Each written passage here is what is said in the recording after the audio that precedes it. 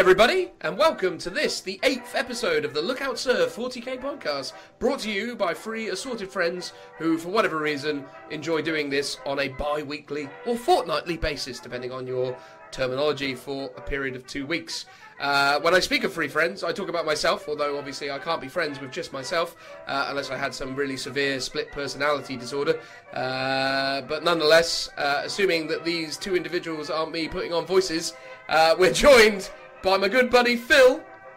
Oh, hello. My name's Philip, honestly. There you go. That does sound like the kind of voice that I would put on, as it were. You know, maybe I've broken the third wall now and exposed my inner neuroses. Whatever. I don't know. It's all gone terrible. But you're all right, Phil. How's life? Yeah, I'm good, thank you. Yeah, all going all right. You out in the shed today, or has the missus let you in the house? I've been in the house mostly today. I have been in the shed doing a bit of working on a few little projects. Oh, very nice, very nice. Nothing you want to talk about this time?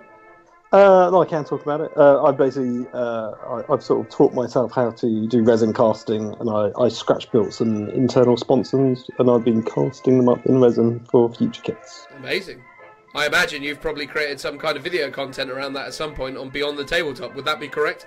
I've done some where I've talked about how I scratch built it, and then I've filmed this week one on how to do resin casting, which will be a separate video. And then I was trying to do one today, but I never got around to it, so I'll do it tomorrow. And that's showing you how to install it into a Lehman Russ. Amazing. So that's like an instructional guide for when I sort of release them into the wild for people. You're a busy boy. And then in addition to dear old Phil, it wouldn't be a Lookout Serve 40k podcast, excluding, I think, maybe was it episode 4 or 5 where he didn't turn up. But nonetheless, it wouldn't be a Lookout Serve 40k podcast without our good friend, the Joe. How you doing, Joe? I am super. Thanks for asking. Brilliant. I'm very glad to hear that you're super, pal. What makes you so super on this fine occasion? I have hands on a super duper codex. Really? It's actually quite good fun to read. Brilliant. What codex would that be, out of curiosity? It would be Codex Borks. My goodness. Spoilers ahead. What could we be talking about today? I wonder. Well, we will obviously be talking about the Ork Codex. I mean, that's going to be part of it. But there's this whole piece of patter that we had worked out before we get into things. Because we've been doing lots hobby-wise, actually, over the last 2 weeks. Obviously, Phil's been in the shed, mucking around with resin. But what did we get up to last weekend, Joe? We went to a tournament run by the 40k Brawl guys at Entoyment, which is down in Poole. Entertainment, yeah. Actually, a really nice store. I mean, I've never been there before. I imagine I'll go back again when the 40k Brawl guys do their tournament again in January. Or January, February. I was talking to Adam after the event, and he seemed to feel like he was going to do it either January or February next year. Although I think they've got a doubles tournament coming up soon as well in December. But no, an amazing store, Entertainment. Really, really nice location. It's in a business estate somewhere around Poole, so it's a bit of a strange sort of location. But, you know, really good space, lots of good gaming tables, really nice staff. Yeah, I thought really cool little shop. What would you say, Joe? I think it's great.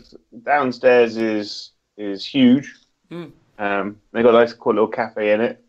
And upstairs they've got something like 23 6x4 tables, which is pretty impressive. And everyone's got a gaming mat on it and loads of scenery. Yeah. So it's pretty ample sizing for like a non-GW tournament. Yeah. No, it was really good, and I mean, again, just really nice setup all round. How did you get on in the tournament, Joe? We're not going to get into a big thing about the tournament because it seems not that significant, and Phil wasn't there either, so, you know, we don't want to exclude him. As a summary, a 2-word summary would be god-awful. But you took the list that you were talking about last episode for GT Free. So basically, this was the trial by fire for my GT list. And it started off like my first game was against Harlequins and Dark Elder, which is historically my worst matchup for all my tournaments. Smashed him, tabled him. He took it like a champ. He was a really great guy. Second game, I played against Guard, and he had all the basilisks, all the mortars, and a Baneblade. And I looked at it, and I was like, as long as I go first, I should be all right. And I was going to go first, and then he seized on me, and then he tabled me in 2 turns. Amazing. Wow, 2 turns. 2 turns. It was sore and dry. It was not good. How many basilisks did he have? He had 3 basilisks, a Baneblade, 2, 3 Lehman Russes, and just loads and loads of infantry with mortars. So what did most of the damage? The Baneblade, because he did that something like overlapping fire or something, which meant it hit on freeze. Yes, yeah, that's the Cadian one, isn't it? Yeah, it wasn't comfortable. And he took out my Night Warden, my Helverin, and pretty much like all of my infantry turn 1, and it was horrible. And then game 3, I played against a guy whose name I can't remember, but he's from the Tabletop Antics group, and he ran 3 Imperial Knights in Guilliman, and I got tabled down to a single Tech Priest engine seer. It started really well. Like I took out a Gallant, and did loads of wounds on the other 2 knights. And then from then on, it basically just went horribly. Good times. I just couldn't roll to wound to save my life, and then he pretty much destroyed me. So it's back to the drawing board on my list. So that entire last episode, just ignore the last 10 minutes where I talk about my list. Wow, half an hour, maybe 40 minutes. But all that brilliant content. Wasted. Well, you had all that optimism back then. I did. So where did you come overall, Joe? Out of how many people was it? Like 34, I want to say, players. Was it 34? It was about 34. 36, maybe. Yeah, the high 30s, and I came 27th. It wasn't my best showing, to be honest. That's a bad time. But it was a learning curve. Absolutely. On my side of things, I played my first game against a Tau army. They had long strike and a load of hammerheads, which is quite scary if you don't respect and understand what that can do. In conjunction with that, there was that ridiculous flying flamer battlesuit that's really nasty as well.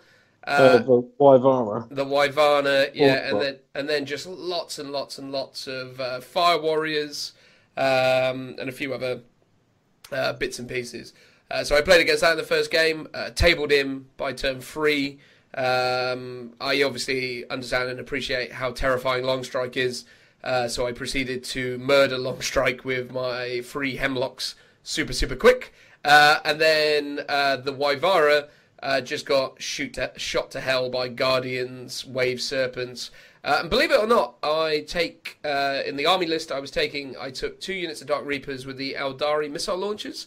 And the really cool thing about the Eldari missile launchers that a lot of people forget is that if you've got one for 1 CP, you can roll a 2+ rerolling 1s, because basically it's your ballistic skill +1 rerolling 1s because it's an Exarch. And if you hit on the 2, you do D3 mortal wounds. So the final 3 wounds was taken away by D3 mortal wounds. So that went really well. So that was the opening game. After the opening game, I was in 2nd place with 43 victory points overall.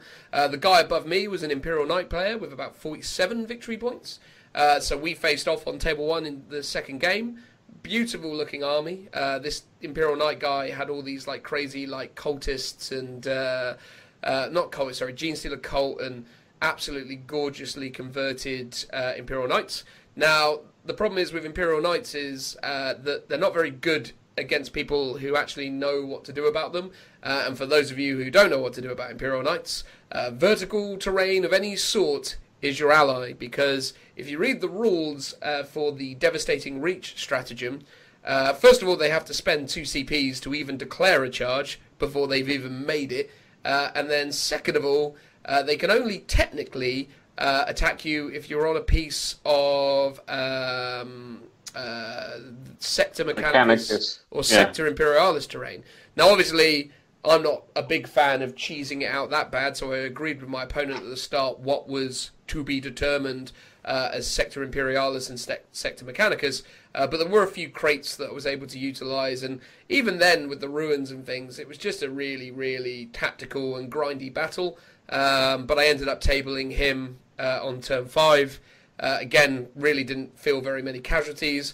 The MVP in night matchups for my army consistently is Eldred Ulfran, because Eldred Ulfran can mind war Imperial Knights, because almost all of them are always characters. Most people who take Imperial Knight detachments go, everything's a character, and you go, cool, mind war, and then they go, I'm sorry, what?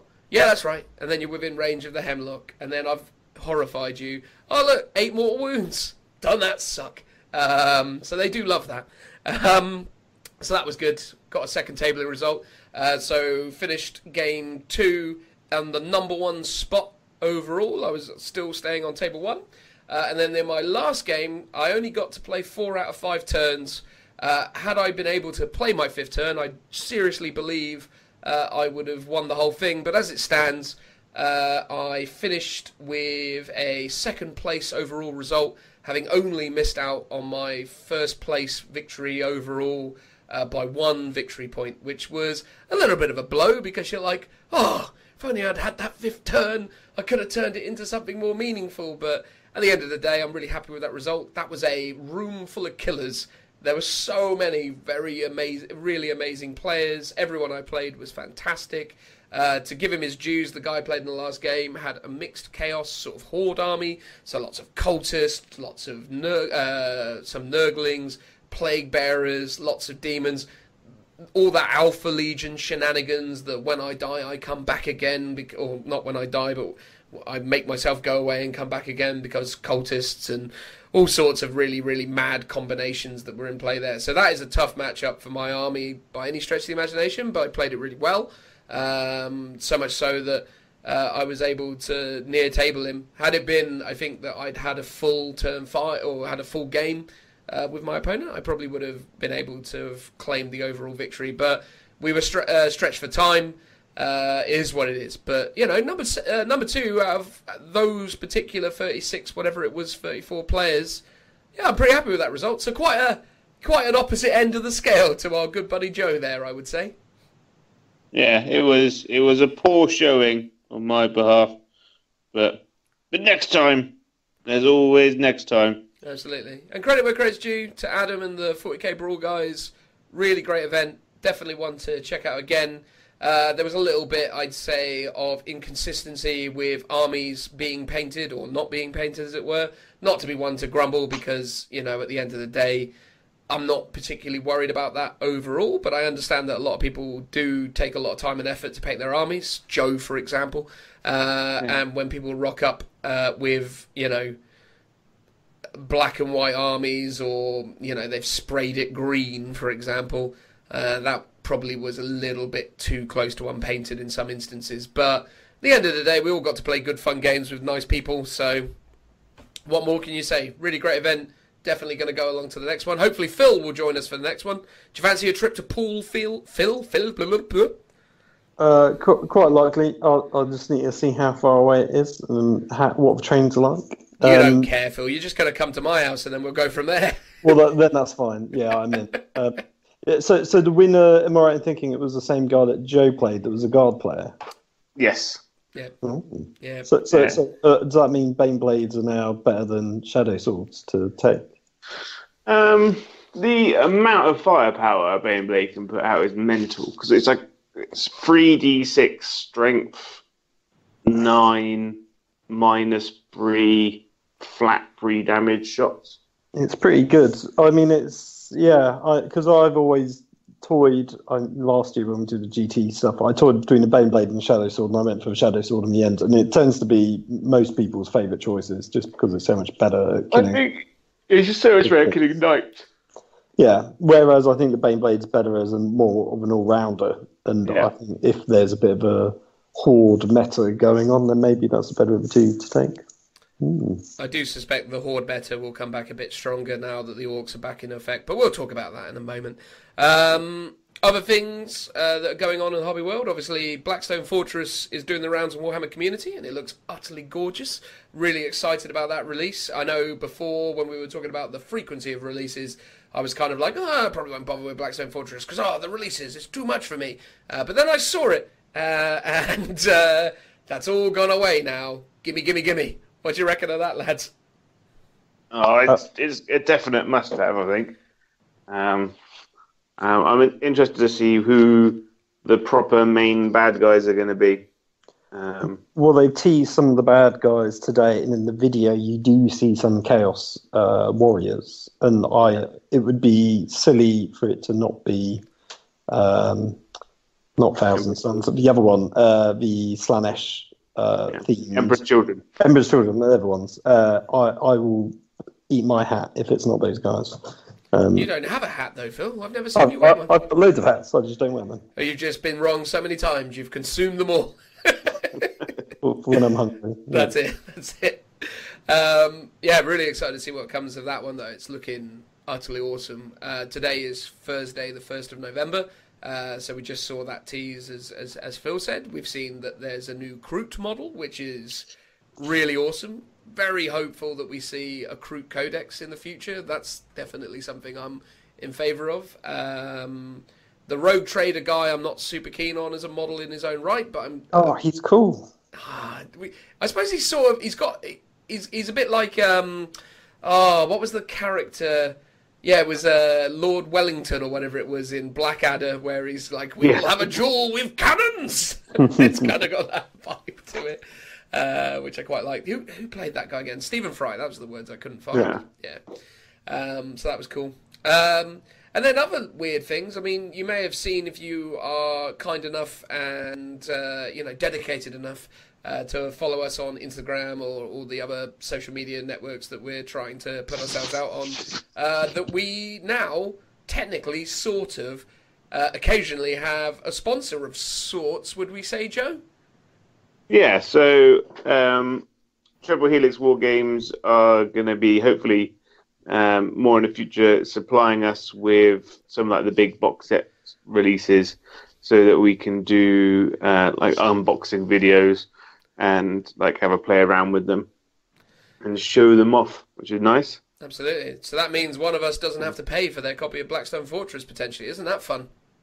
Yep. I might just forget to post it to you. I mean, what a beauty. I'll be like, oh no, it's lost in the post. What a shame. Do we have to do any sort of aggressive publicity for our friends at Triple Helix Games now, though? Do we just have to keep sort of saying, I wonder what Triple Helix Games would think of this situation? Or, let me go check the Triple Helix website for more information about these products. Yeah. Or, what incredible value Triple Helix gives me on a day-to-day basis. The number one place for gaming needs. Yep. And Captain Shepherd would be saying that he would buy from Triple Helix War Games at the Citadel because its prices are out of this world. Obscure Mass Effect. Yeah, from Mass Effect. Yeah, I know that. An obscure reference. That was well, I mean, it's not. I mean, by the standards of probably of our listeners, it probably isn't that obscure, but it just sort of came out of nowhere. Where was that from? You could have gone with Marnius Calgar, or he'd give it a good 1-2 power fisting. There you go. Good Marnius Calgar. Yeah. Poor Marnius Calgar, though, eh? He used to be so cool. Whatever happened to him? Sad days. But there you go. So that's a thing. So Joe will continue to produce unboxing videos every now and again. Hopefully he'll continue to get better and better at them. Let him know what you think of his continual efforts. Not bad for a first try, I say, Joe. Quality content. Yeah, not bad. Yeah, for the first time, it was all a learning curve. I tried to do it inside a photo booth, so it was a little bit squidged. I'm going to try and set up a more elaborate thing for it. Maybe one day have it so that we open it and you can see our faces and we can show you and talk. Well, I have just bought like a load of new camera and recording equipment, so hopefully we will be able to yield the benefits of the various bits and pieces that I've bought very soon. But there you go. So that's all going on. So that's good. Also, as well, and I've completely forgotten the name of the company, but our buddy Tim surprised us yesterday by telling us that someone has decided to be nice and make a dice tray featuring our logo, our brand, if you will. Let's go crazy. Let's call it a brand. That's what we've become now. Who did that, Joe? Oh, Joe, God. You were supposed to know the name. This was your What job. was I supposed to know? Because you're the guy who promotes this stuff. You're supposed to be the guy. You're on this Supposed to business. give me a job to do. Jesus. Oh, Lord, Hang my on. God. Custom dice, I think it's called. No, I don't think it was called that. I think it was something else. Although, you know, I'm sure they're very good as well. It was customdicebox.com. Was it There we customdicebox.com? It is. I'm staring at the link. Well, brilliant. I mean, I'm sure they're really going to appreciate this level of support and love that we're giving them. But yeah, no, that happened. So that was really cool of them. Thank you very much for supplying that. You'll be seeing that in a battle report that we do at some point within my strange garage lair. So that's all good. So we'll probably post a picture of that on social media and stuff and say nice things about them. Because to be honest with you, it looks absolutely incredible. We haven't actually seen it ourselves yet. Tim tells us that it is of the utmost quality. But, you know, we haven't seen it ourselves yet. But there you go. Well, from the photo, it looks pretty damn good. It looks, I mean, if photos are a clear indicator of quality, it looks top notch. I would suggest that you go there and get yourself one. Although, are they selling our design? Wouldn't that be weird if they were doing that? I don't think they are doing that, are they? No, I wouldn't have thought so. I think you give them a design and they print it for you. Well, if you want our design, I imagine it would be easy to replicate. So, you know, show the love. Go out there, get yourself a Lookout's dice tray. Because they exist now, or at least one does. Why not get multiples? I don't make the rules. I mean, they may not be able to offer that service. I might be putting them in a bit of a predicament. But, you know, if it counts for anything, I'm giving them permission to do it if they want to. There you go. Phil, you on board with this? It's kind of your artwork. I shouldn't probably let them just sign it away like that. Oh, well, I'm sure we can sort out a contract and make some arrangements. So yeah, that's all that sort of stuff done. I promise that moving forwards we won't get too sponsory. It's kind of worried that that's going to be the case of things. But that seems to be how podcasts go after a while, isn't it? You always end up having to say nice things. But legitimately, in the case of the dice people, custom dice tray, was that it? Phil? Yes. Yes. I mean, obviously, thank you very much for that. That was really cool. And then to the good people of Triple Helix, obviously, thank you very much for giving us free stuff as well. That's really awesome of you. You didn't have to, but you are, and we appreciate it. So that's that. So, today's episode of the Lookouts 40k podcast, episode 8, keeps on going strong. Joe is going to talk us through the Ork Codex, or more specifically, he's going to tell us about 3 things in the Ork Codex he particularly likes, because he's only picked up the book today, he hasn't really read it properly, and in honesty, we're not really that good at doing these kind of things. If you want to go and learn more about the Codex, either buy it, or check out someone like Tabletop Tactics, who are much better at reviewing this kind of content than we are. Other people are available as well. Long War, Beast of War, Striking Scorpion. Is it 82 or 83 with that guy? I always forget. But nonetheless, I don't know how old he is. No, who knows. But someone out there will have done a better job than we will. But we'll talk about 3 things that we like, or rather Joe will, and then we'll probably critique it based on the information as presented. Sound about right, Joe? That's all right. It's easier to just select a few things that I like than try and do a full review, because we kind of amble a bit. Plus, we have to make time allowances for your 30-minute rant about something. I do feel like that needs to develop into a section, as it were, a nice section, a nice 30-minute rant. Maybe I'll add it to the end about something. I'm sure. Be an actual video of you, like sat on a chair in front of a fireplace, kind of like Charles Dance, and just with a pipe, and then just angrily rant. That's it. Have you heard that I'm not super keen on the current deployment rules? Yes. Who Or would have terminate. I do like a Terminator. I wish Terminators were better. On the topic of wishing Terminators were better, we're also going to talk about 3 units that we think are super awesome in the current game. Because obviously last time we talked about things that we didn't think quite lived up to expectations and needed a bit of TLC. These are 3 things that we absolutely love. So units are go-to units in our armies that we always really enjoy and the reasons why we really enjoy them. And then lastly, we're going to be chatting to Philip about his Warhammer World, Warhammer 40,000 Grand Tournament, GT, obviously Grand Tournament stands for GT, heat-free army. It won't surprise anyone that it's going to be made up of Krieg.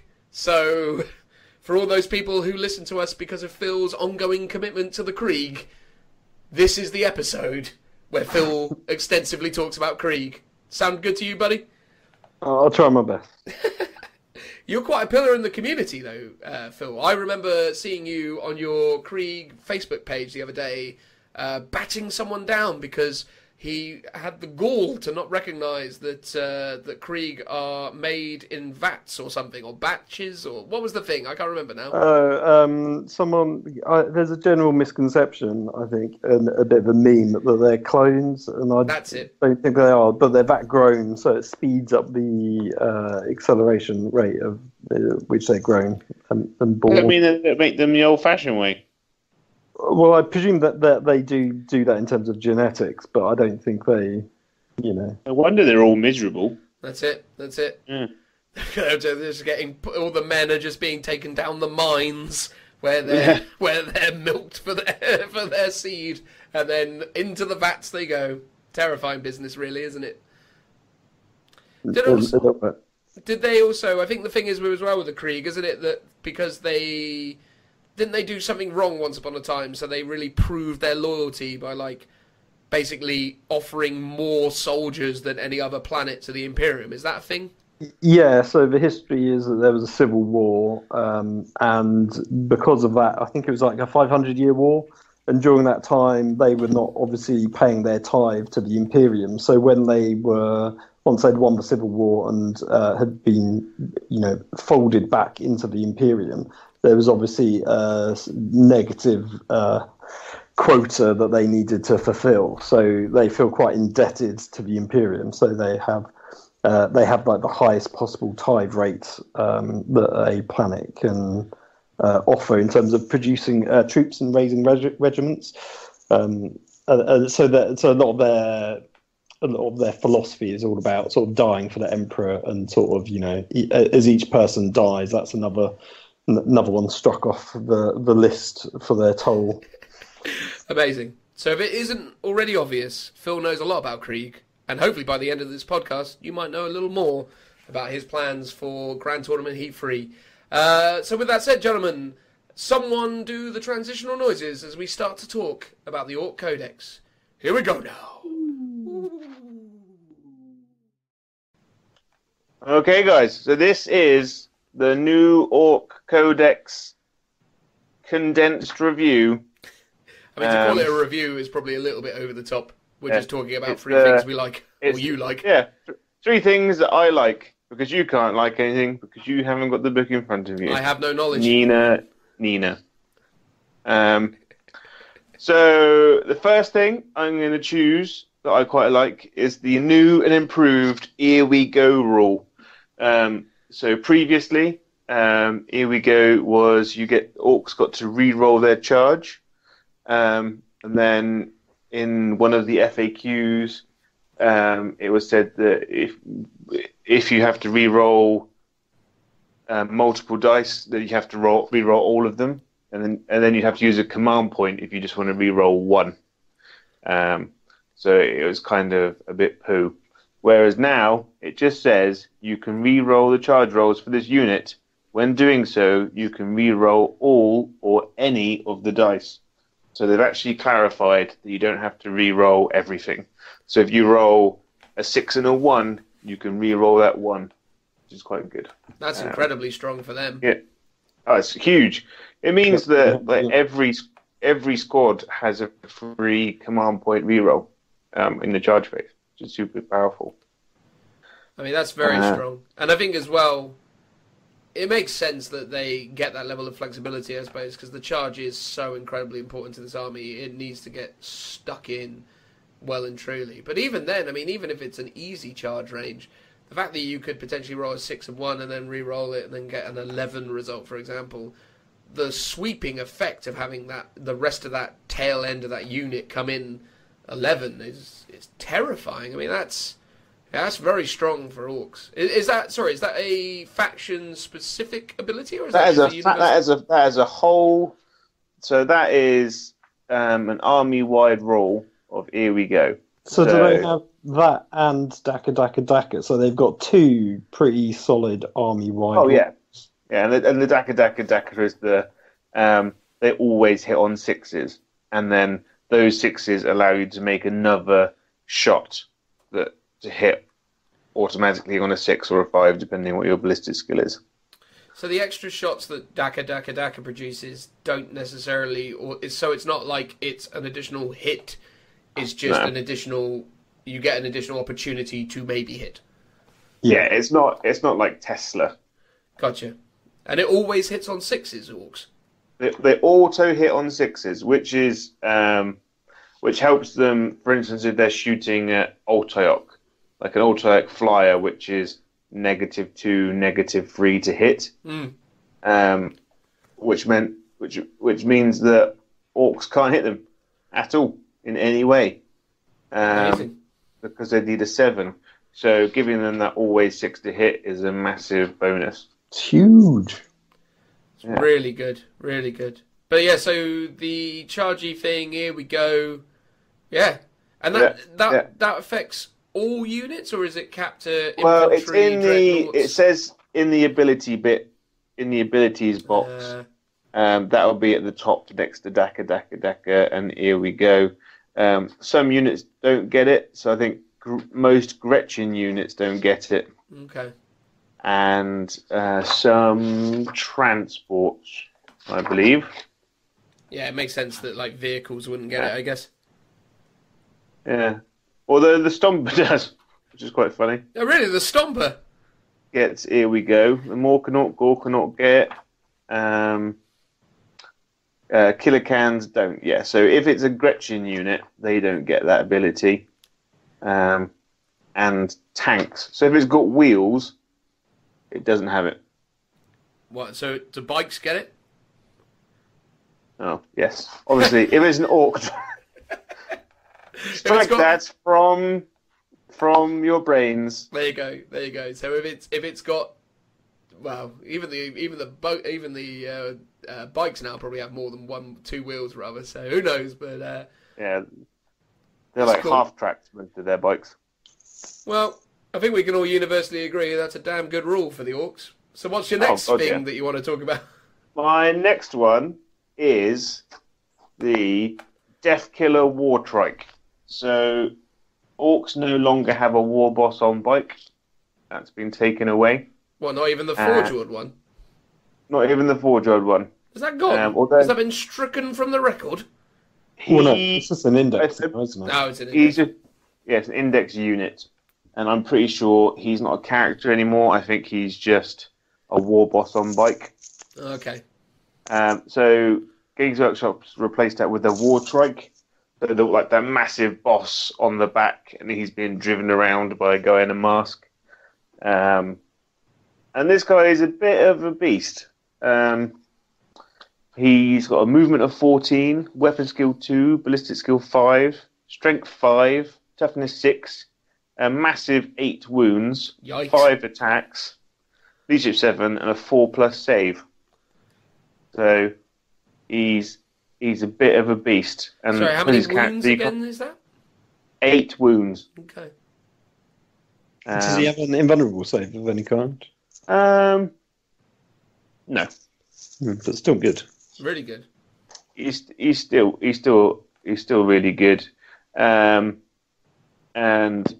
he's got a killer jet. So part of the bike, they use part of the engine is a weapon. So it's either a assault D6 heavy flamer, or and Assault 2, Strength 8, -4, D6 damage. This is basically a melter gun. So it can either be a heavy flamer or a multi-melter. Yes. What's the range of the melter variant, sorry? 8 inches. Oh, 8 inches. Okay, so it can either be a flamer or a melter gun. Yeah. Wow. He's got something called a Snagger Claw, which has got a shooting and a close combat ability. So the shooting is 8 inches, Assault 1, Strength 4, 1 damage. Okay. And you can re-roll to wound with it. AP It's a dash bit, or AP 1? AP 0. AP 0. But in close combat, it's Strength +2, so he's Strength 7, -2 D3 damage, and you can re-roll wound rolls for attacks with that. Crikey. Yeah. So I went through and I looked at the relics. There's actually a relic claw you can take, which makes this ×2 strength. So he's strength 10, -3, and a flat 3 damage, and it still keeps the re-roll to wound. Wow. So he's a bit of a beast. How many points does he come in at? So I haven't worked this out yet. So Probably not many. He's an orc, right? I mean, how many points can an Death orc Killer be? Wartrike is 120 points. Reasonable. He's got the Killer Jet, which I'm assuming is free because it's only on. Yeah, it's free. A Snagger Claw is. Where is it? Snagger Claw is free. Okay. And then the guy driving has twin boomsticks, which are also free. So he's literally a 120-point boss. Wow. And the boomsticks are... It's got 3 twin boomsticks, which are a 12-inch range Assault 2 Strength 5 gun. Wow. If they're in half range, you add 1 to the hit rolls. It's pretty Amazing. good. Any auras or abilities that he buffs units around him with? So he's got the Daka, and here we go. Yep. He's got the Speedwag rule. Okay. So friendly clan, biker, and vehicle units within 6 inches of him can charge even if they advanced. Oh, wow. Yeah. He's got another rule called Fuel Mixer Grot. So once per battle, this model advances, add 6 to its move characteristic. So it auto advances 6 inches. And he does explode on a 6. Unbelievable. Yeah, so he's super good because if you take him as Evil Sons, he gets +2 to his movement, so he becomes movement 16.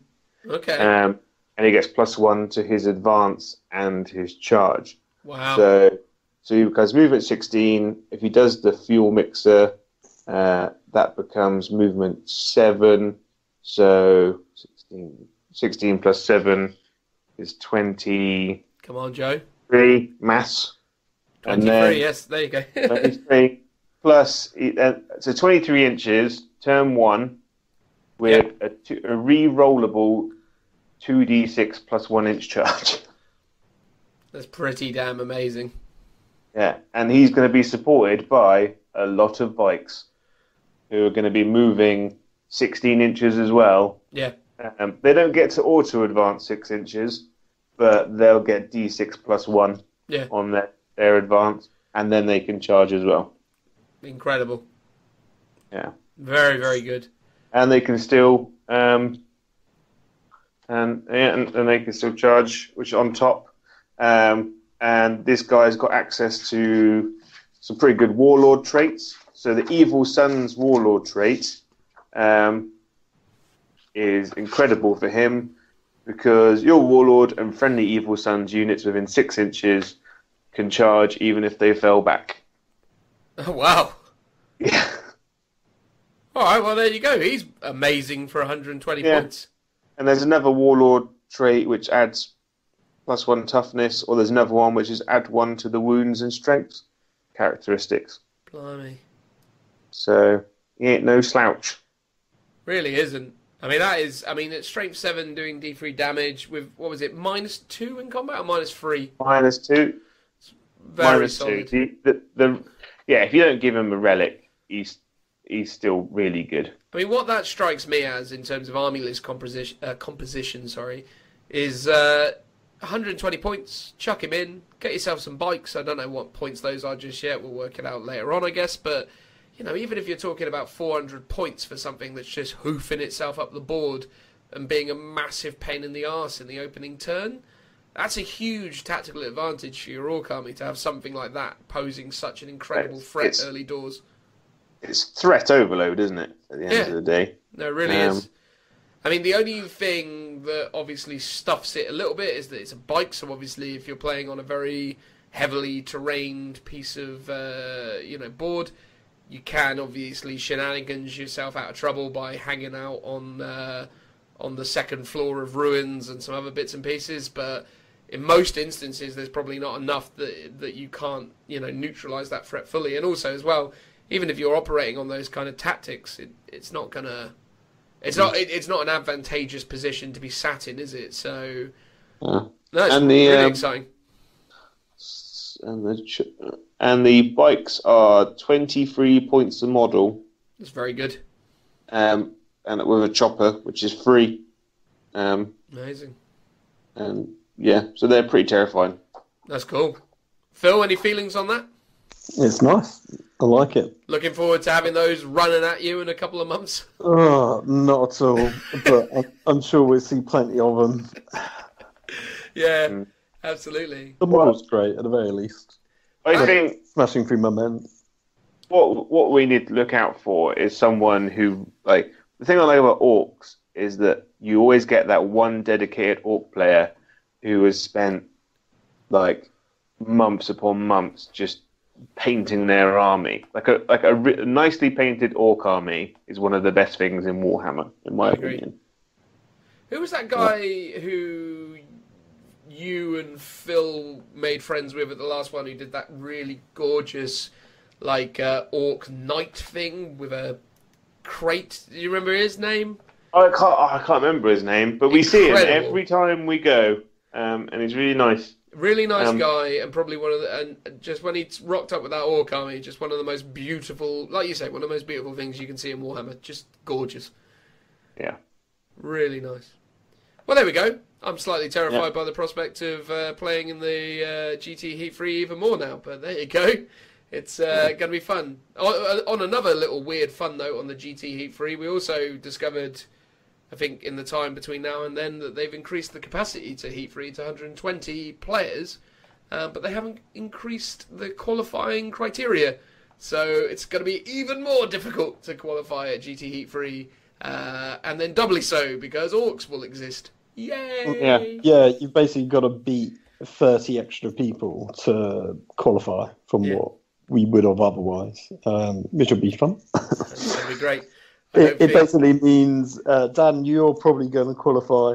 Me and Joe probably won't. I think, I don't know.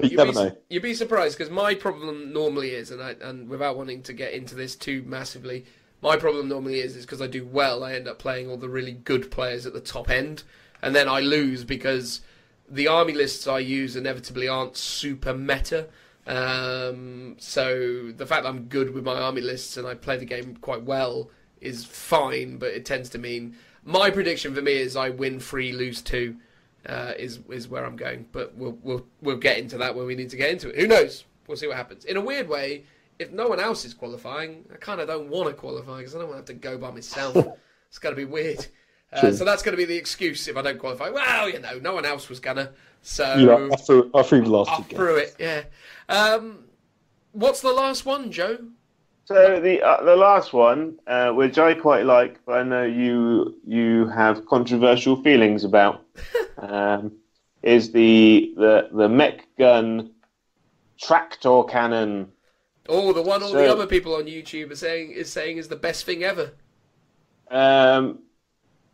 It is and it isn't. I really like it because it's a gun that Orcs need. Uh-huh. But it's not as good as people say. So the tractor cannon is a 48-inch heavy one Strength 8, -2, d6 damage gun. The special rule of it is that this weapon hits automatically.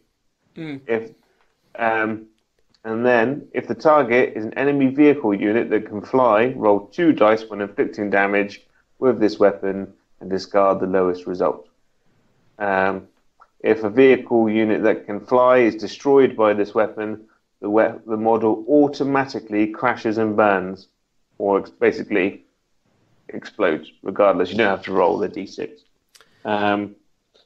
I think it's super good because orcs need more guns that hit automatically because their ballistic skill is trash. I also agree and understand why people say it's good. I just don't think it's as good as people say it is. And the reason I don't think it's as good as people say it is because I think the points premium that you pay for it, okay, yeah, sure, it's what, 45 points, 48 points, something like that? Yeah, it's 45 points we worked out as. Okay. You can take them in. You can take them into units of 6. So 1 mech gun and 6 crew, and then you can take an additional 5 mech guns and their crew. So there's a lot of grots running around, filling the table. Because what I heard people saying is that in the tournament scene or whatever, in the meta, because there was a lot of people that I've heard saying that this is one of the best things in the book, automatically hitting, strength 8, really good, really versatile, so on and so forth, right? But you take 3 of those, so we'll do a bit of maths hammer here, just to throw it out there. So I, as you'll discover later, spoilers, quite like Hemlocks. I use Hemlocks a lot. The Hemlock Wraith Jet Fighter, or Wraith Fighter, whatever it's called, the Hemlock. If you were to shoot at a Hemlock in turn 1, so say you went first against a Hemlock and you shot 3 of these things at a Hemlock. Now, I'm going to caveat a couple things as we go forward. So if it's turn 1 and I know you're playing that, I'm almost always, and if I know you've taken the turn 1 from me, I'm almost always going to use the ability that buffs my save by 1, i.e. I'm going to give myself my cover save, because it'd be mad not to, because it's quite clear what the target's going to be. And then, obviously, stipulation is they're all in range, fine. So if we say 3 of these things shoot at 1 Hemlock, 2 of them are going to wound, because it's wounding a Hemlock on freeze. So 1 in 3 of those is not going to wound. By mathematical averages, maths hammer, which we all know is irrelevant, but let's humour me. Then, of those 2 wounds, I am then going to be able to respond with a cover save of 4+. So my regular save is 3+, I've been boosted to 2+, and then I've been reduced to 4+. 50-50 odds, I save 1. Now you got 1 dice, or rather you got 2 dice discarding the lowest. Let's be reasonable and say you get 5 damage away with that thing there. Because the Hemlock has Spirit Stones, I can ignore one of those on a 6, and I probably will ignore one of those on a 6 because I'll roll 5 dice. Let's just give him the benefit of the doubt. So your 150-point guns have done 4 damage to a flyer in the opening turn. Now that's not bad by any stretch of the imagination, but it's certainly not incredible. And then even if... That's also cost you 2 CP, though, to get the boost in your armor save. Yeah, of course. And let's be honest with ourselves, right? If you even took the 2 CP boost out of the equation, if you took that out of the equation, I'm still likely to save one of those 2 wounds. Now, it's not as likely on the 4+, but it'll probably happen 8 times out of 10, say. It's not a guaranteed thing. The odds are very kind of weird with that, but... You know, when it's 1 in 3 on a 50-50 or on 2 rolls, but it could happen, right? So, even if I don't save either of those 3 guns does 9 damage on average, if you want to average out, and then 9 damage, and that's averaging out based on 2d6 rolls. I mean, obviously you can get freaking incredible lucky and roll double 6. Of course you could. But normally, let's say you're going to get about a 9, which is weighting it pretty fairly, I think. So even in those examples, you could argue that after all that, you do 7. But you are right, it has cost me 2 CP to be in that position where I've not guaranteed, but I've given myself the best odds. But my thing is with that is that when you're talking about orcs, I don't necessarily feel like you're doing the army justice if you take 6 of these things. Because if you take 6 of them, which most people have been saying you should do, that's nearly 300 points of your army wrapped up in stuff that if you're playing against plague bearers and cultists, they're pretty bad. But the point is that I get where people are coming from because they go, oh, straight fate, and it's 2d6, it automatically blows up, and all this stuff. Even if six of these things fire at 1 hemlock, on the mathematical averages, based on all the stipulations that I raised before, you should theoretically do 7 to 8 damage to a hemlock with 6 of them, right? It's, because again, if it's 6 of them, 2 out of the 6 don't wound, because that's, 1 in 3. So 2 out of the 6 don't wound, so you get 4 wounds off. 4 plus cover save enhanced, 4 plus save. You save 2, 2 go through, does 9. Let's say you pass 1, it's done 8 damage. So you spent nearly 300 points, and 6 of them still can't theoretically kill a hemlock in a turn. I just don't see the point of them. I think I get it.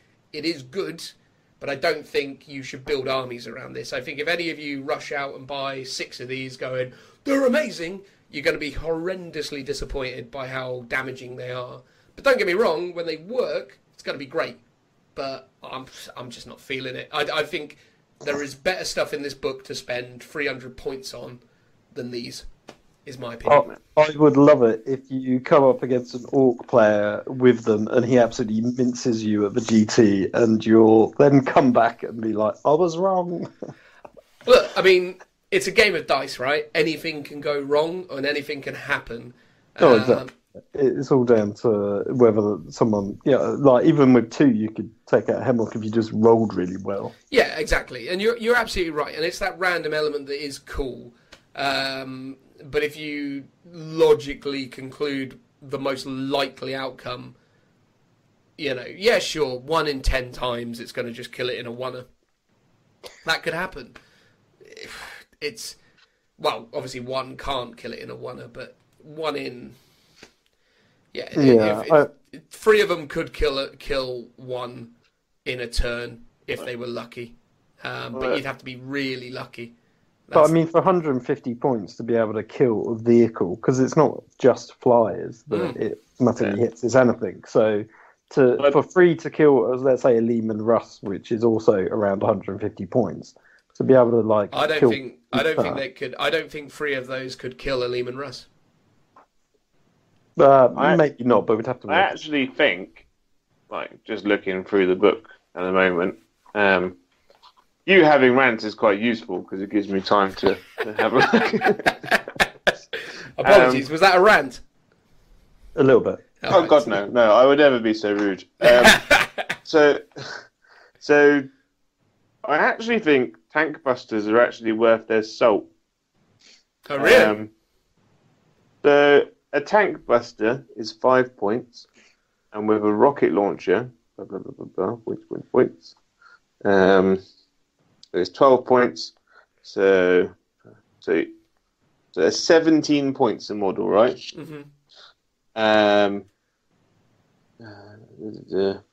He's so well prepared when he goes through these things. Each tank buster with the rocket launcher, stick bombs, and tank buster bombs. Hang on, let me just. So 17 points a model. Yep. Right. Minimum of 5, but looking at it, I think your optimum is 10 inside a truck. Right. Because the truck's open topped, so they've got a bit of defense and they can shoot out of it. The Blizzard skill 5 with Daka. Yep. Can re-roll failed to hit rolls for attacks made by this unit that target a vehicle. Gotcha. So if there's 10 of them, you probably get 5 hits off on your flyer. Yeah, reasonable to assume. Well, oh yeah, but you always hit on 6s, don't you? Yeah. Wow. Yeah. No. Good point. So if you're firing 10 shots, you probably hit 2, but then you re-roll and probably get another 1. if you want to do Maths Hammer, which obviously, as I appreciate, is somewhat of a work of fiction, but it's a relatively good guide. So you get 3 hits. 3 hits. They're strength 8, -2 flat 3 damage. It's probably going to do more damage than that. -3, you say? -2. Yeah, it's the same sort of scenario. I mean, it's not bad. Look, it's all good stuff. I'm not saying this isn't good. I'm just saying. Although, if you take them as snake bite, yeah, they have a stratagem. Yes. Where you use a stratagem at the start of any phase, select any model with a wounds characteristic of 10 or more. Mm-hmm. Add 1 to the wound rolls for attacks made by snake bite. Okay. So they'd actually be wounding you on 3s. Yeah, that'd be good. Although that is a 3 CP stratagem. Sorry, did you just say it was +1 to the wound roll? Yeah. That'd be wounding on 2s in that instance if they're strength 8, because it would have been 3s, then goes to 2s. Yeah. Which would greatly increase the efficiency of it for sure. I suppose that's the thing. What I'm getting at is it's not necessarily that I'm saying they're bad. I'm not saying that this thing that auto hits is bad. What I'm saying is I don't think it's as good as some people in the community have made out, and I think a lot of people who take people who take the word of certain influencers, YouTubers, content creators as gospel will go out and buy 6 of these or 9 of these or loads of these and be disappointed with the results. I think the thing is with the Ork Army is that the Ork Army is very kind of aggressive and forward-facing and very, very sort of punchy. And I think, spending 300 points on 6 of these isn't as good an option as getting some other more efficient options. So yeah, that's my feeling on it. I don't think it's bad. I just don't think it's as good as people are saying it is. Yeah, I still think that with orcs, it's like orcs are an army that are now good, but fun. Like, unless you're like if you say like, oh, orcs are top tier now, they will be top tier if every single player runs 90 to 100 boys and then just flings them across the table and bogs everything down, and your opponent just can't kill enough. Isn't that what people are doing anyway? Yes. That's what people are doing anyway. So nothing's really changed. They've just got better abilities to deal with it, to make that army better. But that's not fun. If you want to play orcs fun, you'll take them as Bad Moon or Evil Sons and run a slightly more nuanced army. So it all comes down to player ability then. Yeah, no, totally. Yeah, but I don't think orcs are top tier. No, fair enough. But then your example against the Hemlock, I do think is slightly unfair because that's a very specific thing to compare because the Hemlock is an absolute pain in the arse. Well, let's compare it to a Storm Raven, right? So again, same criteria, Storm Raven. You shoot the Storm Raven. I was just going to say, don't factor in the turmoil stratagem. Okay, I'm not factoring in the turmoil stratagem. Nothing. Okay, so how many of these are going to shoot it? 6, I guess, at the Storm Raven. Yeah. I think a normal person would be running 5 because everyone likes multiples of 5. Okay, I don't think they are. I don't think they would be. I think they like 2 squads of 3 or 3 squads of 2, so they could fill out a spearhead. So 2 squads of 3. Okay, let's say 2 squads of 3. So again, 6 hits automatically, 4 wounds because again wounding on 3s, strength 8 against toughness 7 for the Storm Raven. I believe. I don't think it's toughness 8. It's toughness 7 with a 3-up save. I'm really sure of that. Yeah. So, again, you're looking at 4 wounds. It's going to save, and again, we're not using the +1 cover save scenario here. It's going to save 1 of those. Is the average that we're going to say there? Yeah, 1. Yeah. So that then leaves them with 3d6, or rather 3d6 re-rolling, or however you want to say it. It's 6d6 discard the three lowest, but you can't do it that way. You've got to roll 2 at a time. Oh, God, where does Mash Hammer leave that? Well, you'd average 5 for each one, so that's 15 damage. Because 2 dice discarding, you're on average getting a 5. You reckon? Yeah, no, you're probably right. So in that example, yeah, it'll kill the Storm Raven, unless of course it's an Iron Hand Storm Raven. It can tank some of the hits or whatever. But yeah, no, in that exact scenario, it'll drop a Storm Raven in a turn, 6 of them. But well, even if you rolled 4 for each one, you'd still be doing 12.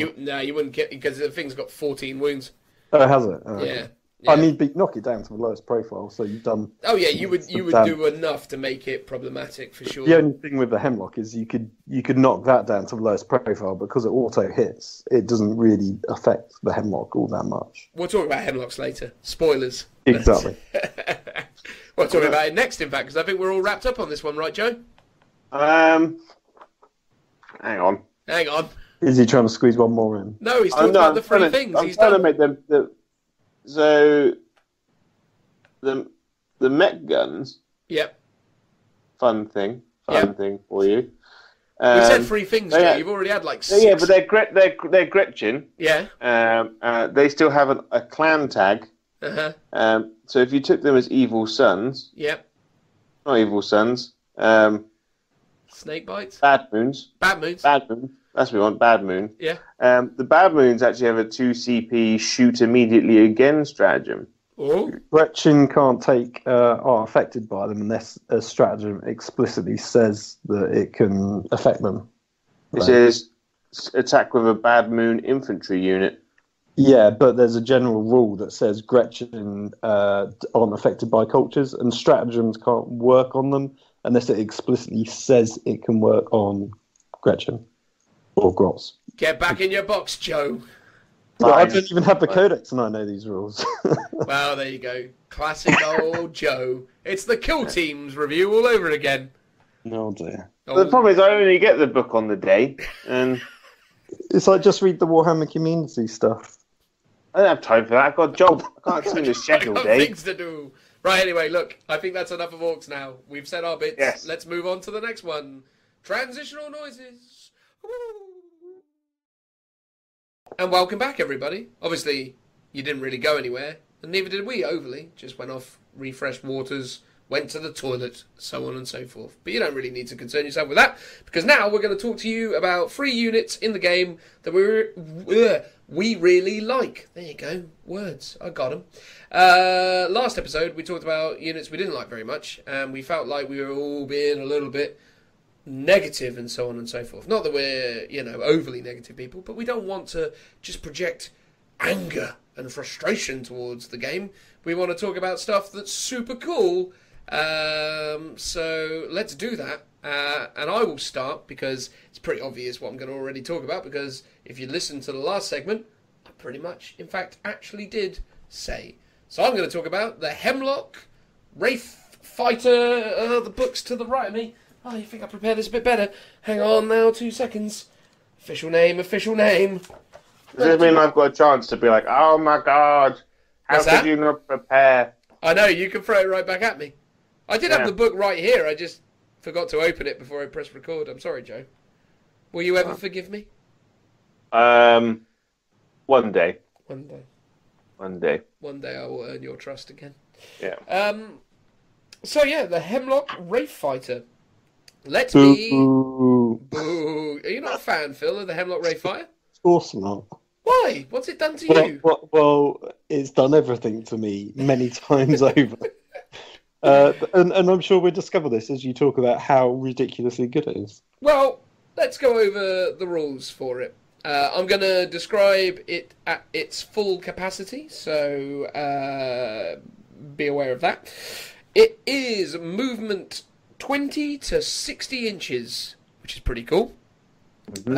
Unless, of course, it's reduced to 4 to 6 wounds, and then it's reduced to movement 20 to 40. And then lastly, at 1 to 3 wounds, it's reduced to movement 20 to 25. which is quite hilarious. In terms of its weapon skill 6+, not that that really matters. Its ballistic skill 3+, not that that really matters. Its strength and toughness 6. It's got 12 wounds. It's got 3 attacks, should it ever find itself in a fight. It has a leadership of 8 and a 3+ save. It is armed with 2 heavy D-Scythes. Heavy D-Scythes being range 16, assault. That's right. Assault D3, strength 12, -4, 2 damage. This weapon automatically hits. Oh yes, automatically hits. Ooh. You know what the funny thing is? I've been playing this thing at strength 10 most of the games. I didn't realise it was better. Strength 12. Is it? Jeez. It's unbelievable. So, specific things to be aware of are the rules Wings of Cain. So, basically that means if this model advances, add 20 inches to its movement. So, when I said it's got a max move of 60, what I should have said is it's got a max move of 80 because it's got assault weapons that automatically hit. It's mad! So the thing can move 80 inches and still fire its assault D3 guns. It's just stupid. And it can turn twice, can't it? It can indeed. Yeah. In addition to that, it can pivot 90 degrees at the start of its move, and then at the end of its move, it can pivot another 90, which is super fun for everyone. Oh yes. So you've got an effective range of 80 inches when you're on full wounds, or rather you've got an effective threat range of 96 inches when you're on full wounds. But the joke of this thing is even when you knock it down to its lowest profile, it can still move 45 inches. It's so dumb. Is that with advancing? That's with advancing, yeah. That's still ridiculous. It's still ridiculous, right? And the thing is that it automatically hits as well, so it doesn't matter what profile you reduce it to. I mean, if you're interested at all, its ballistic skill never reduces anyway. So if it takes damage, the ballistic skill would always be 3+ anyway. But whatever. I guess because having a doesn't ballistic need skill. No, exactly. In addition to that, it's also armed with Spirit Stones. Spirit Stones give it the ability to ignore damage on a D6 roll of a 6. So if you roll a 6 when you've taken damage, you ignore it. So that's really amazing. It's hard to hit, obviously, because it's a flyer. It's armed, so hard to hit means that it's got -1 to be hit. It's got a Mind Shock pod, which is subtract 2 from the leadership characteristic of anything within 12 of the Hemlock, which is maddening in and of itself as well. So anything within 12 inches of this thing has -2 leadership. Additionally, it's got Crash and Burn, which obviously is the whole thing that if it dies on a 6, it does D3 mortal wounds to anything within 6. And it's airborne. This model cannot charge, can only be charged by units with fly. So that's pretty good, isn't it? Really good. And you've not even talked about its psychic powers yet. Well, I haven't. Oh, sorry. Yeah, I completely forgot. Also, it's a Psyker. What? What is this noise? So this model can attempt to manifest 1 psychic power in each friendly psychic phase and attempt to deny 1 psychic power in each enemy psychic phase. It knows Smite and 1 power from Runes of Battle. Now, what power do you normally take with it? So I've been in the habit of running 3 because, you know, Why not? You're that guy. Well, because you have to, if you want them as an attachment, you have to take 3 flyers. I mean, I could take 1 or 2 of these and a Crimson Hunter, but I like these more, so I take 3 of these. I normally take 1 with Quicken Restrain. So Quicken Restrain is the one where you can reduce the movement of your enemy, or you can allow a unit to move again in your army. I like to use Embolden and Horrify. Embolden and Horrify is basically, I think you can make it so a unit doesn't take morale tests or adds 2 to its morale test. And then the Horrify ability, which is what I use it for predominantly, reduces the leadership of something within 18 inches by 1. And then otherwise I use Protect or Jink. And Protect is basically it gives you +1 to your armor save, which is super cool. And obviously it's got Smite as well. Most of the time they're just smiting everywhere. And if that wasn't enough, obviously you can give this the L-Toc ability to give it additional -1 to hit. So this thing is coming in at -2 to hit in most instances, until obviously it gets in close and starts burning stuff. But in the opening turns, that's pretty damn annoying. And yeah, just look, I mean, the Hemlock has pretty much been my go-to unit in pretty much every army that I've played competitively since 8th edition became a thing. I think it's incredibly strong. I think it's too strong, if I'm honest with you. How many points is it? It's 210 points. It doesn't have any negative. Like, it has no negatives, though, this plane, which is the key for it. Is that no matter how much damage it takes, it can always fly the length of the board, and then the guns will cover the rest. Yeah. And if you're, for instance, shooting at a land raider from behind, and you fly the minimum 20 inches forward, your guns will still be in range from behind, which is insane. And you can smite it twice over those 2 turns. Yeah, no, that's absolutely. You could quite easily just strafe sideways because you can pivot twice, once at the beginning, once at the end of your move. Yep. So you'll always be within your... Was it 18-inch range? 16-inch range. Oh, 16 inches. So yeah, if you're moving 24 and you just sidestep, chances are you'll still be within your 16-inch range to hit whatever you want. Yeah, minimum move for this is 20. So yeah, it's very likely. Yeah.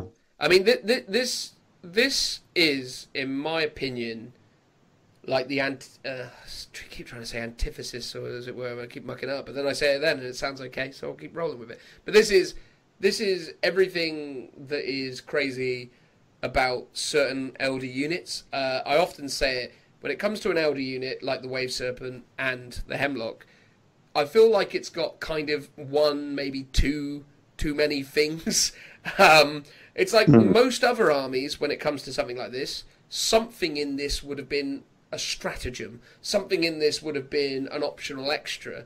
This is just as it comes. So things like the Mind Shock pod, I kind of get the feeling that when they're working on a less, or, when they're working in a less imaginative mode, thinking about, some other army like a Necron army, or whatever reason they're not that into as rules writers, something like a Mind Shock pod probably would have been wrapped up in a 1 CP thing, because they've probably been like, well, yeah, it'd be a bit too crazy to put it on there.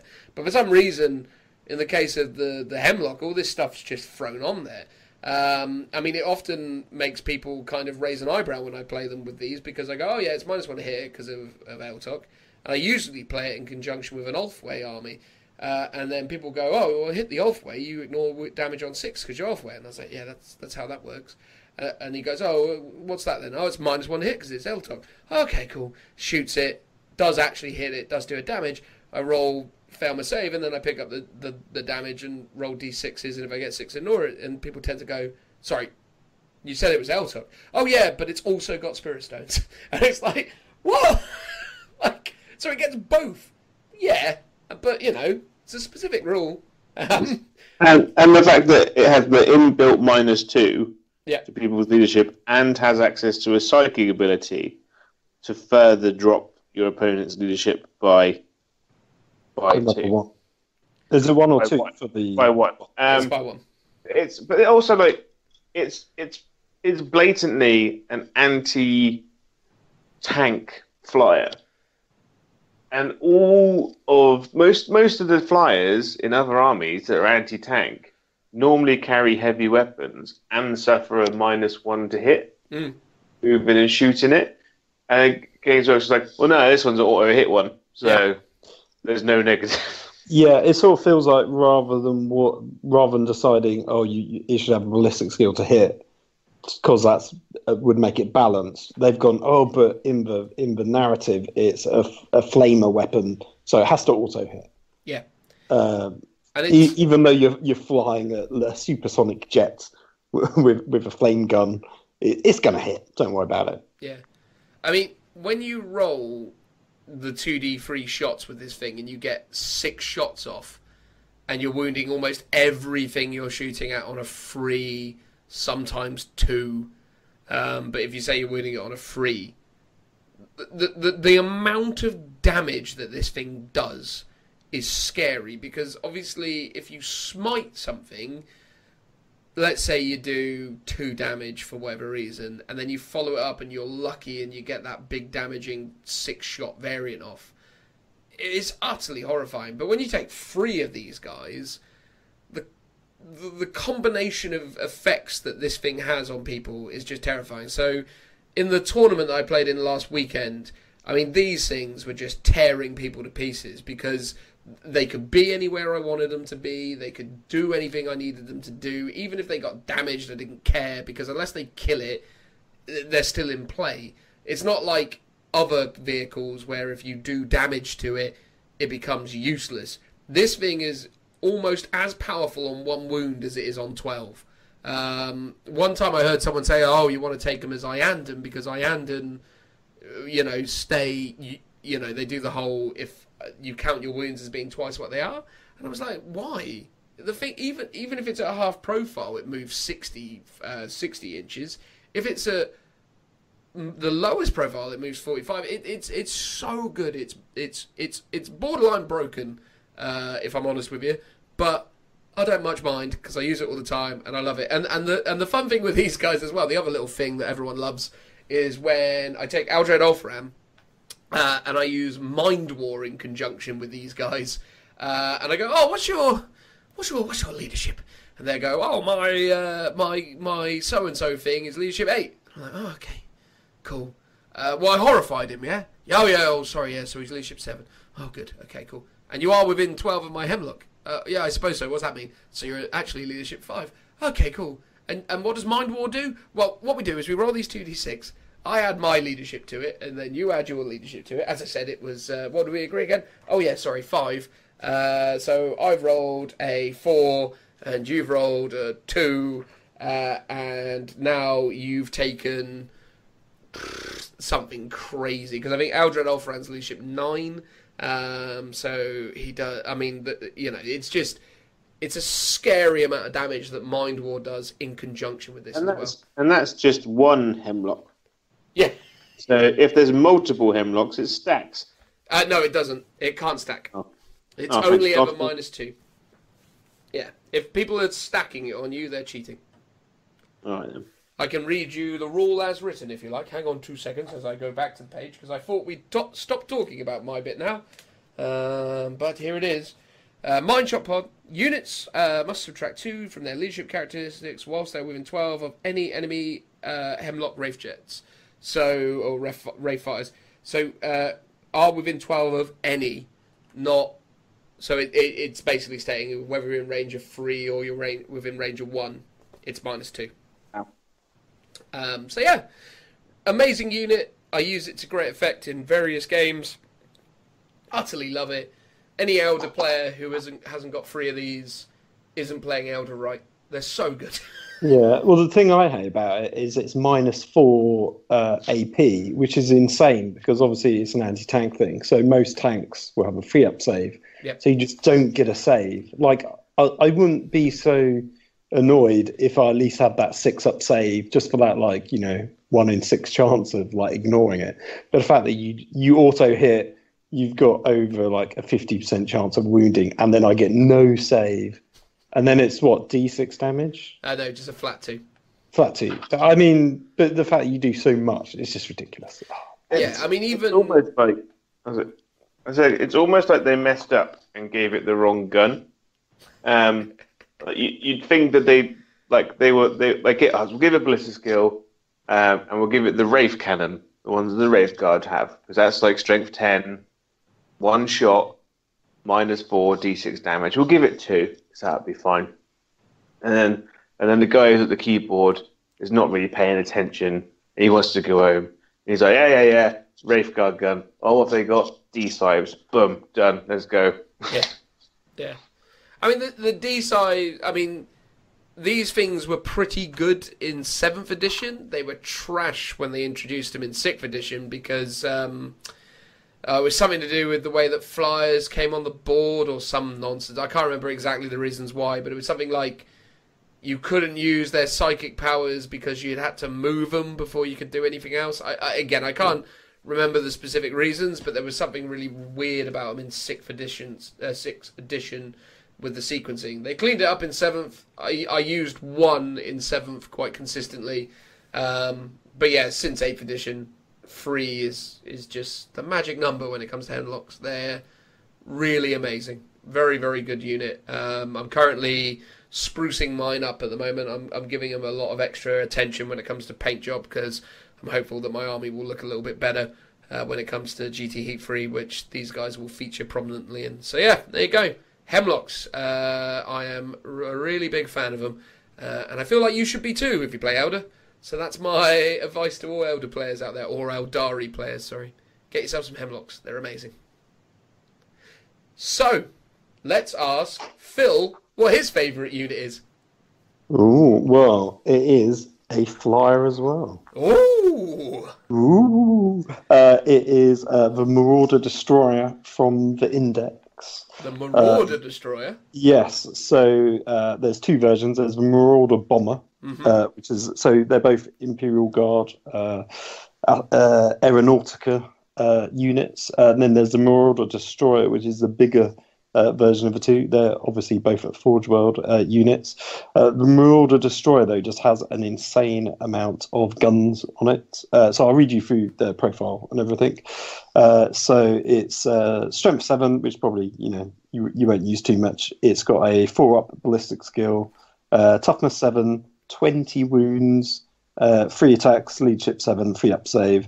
It can move on its sort of full profile, 20 to 45 inches, so quite a decent amount. It's armed with 3 twin autocannons, a twin assault cannon, and a twin heavy bolter, and a cluster of heavy bombs. And then the thing that can make it insanely expensive, but also insanely good, is you can arm it with 8 Hellstrike missiles.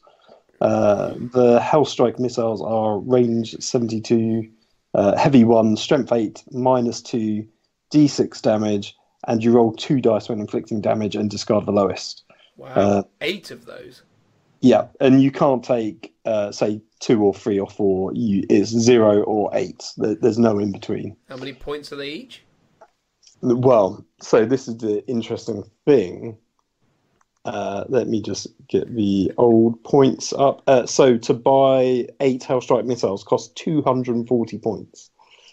Wow. But that is a lot. So the 30 points each? It should be. Hold on. Sounds like 30 points each. Myths. Yeah, 240 is 30 points each if it's 8.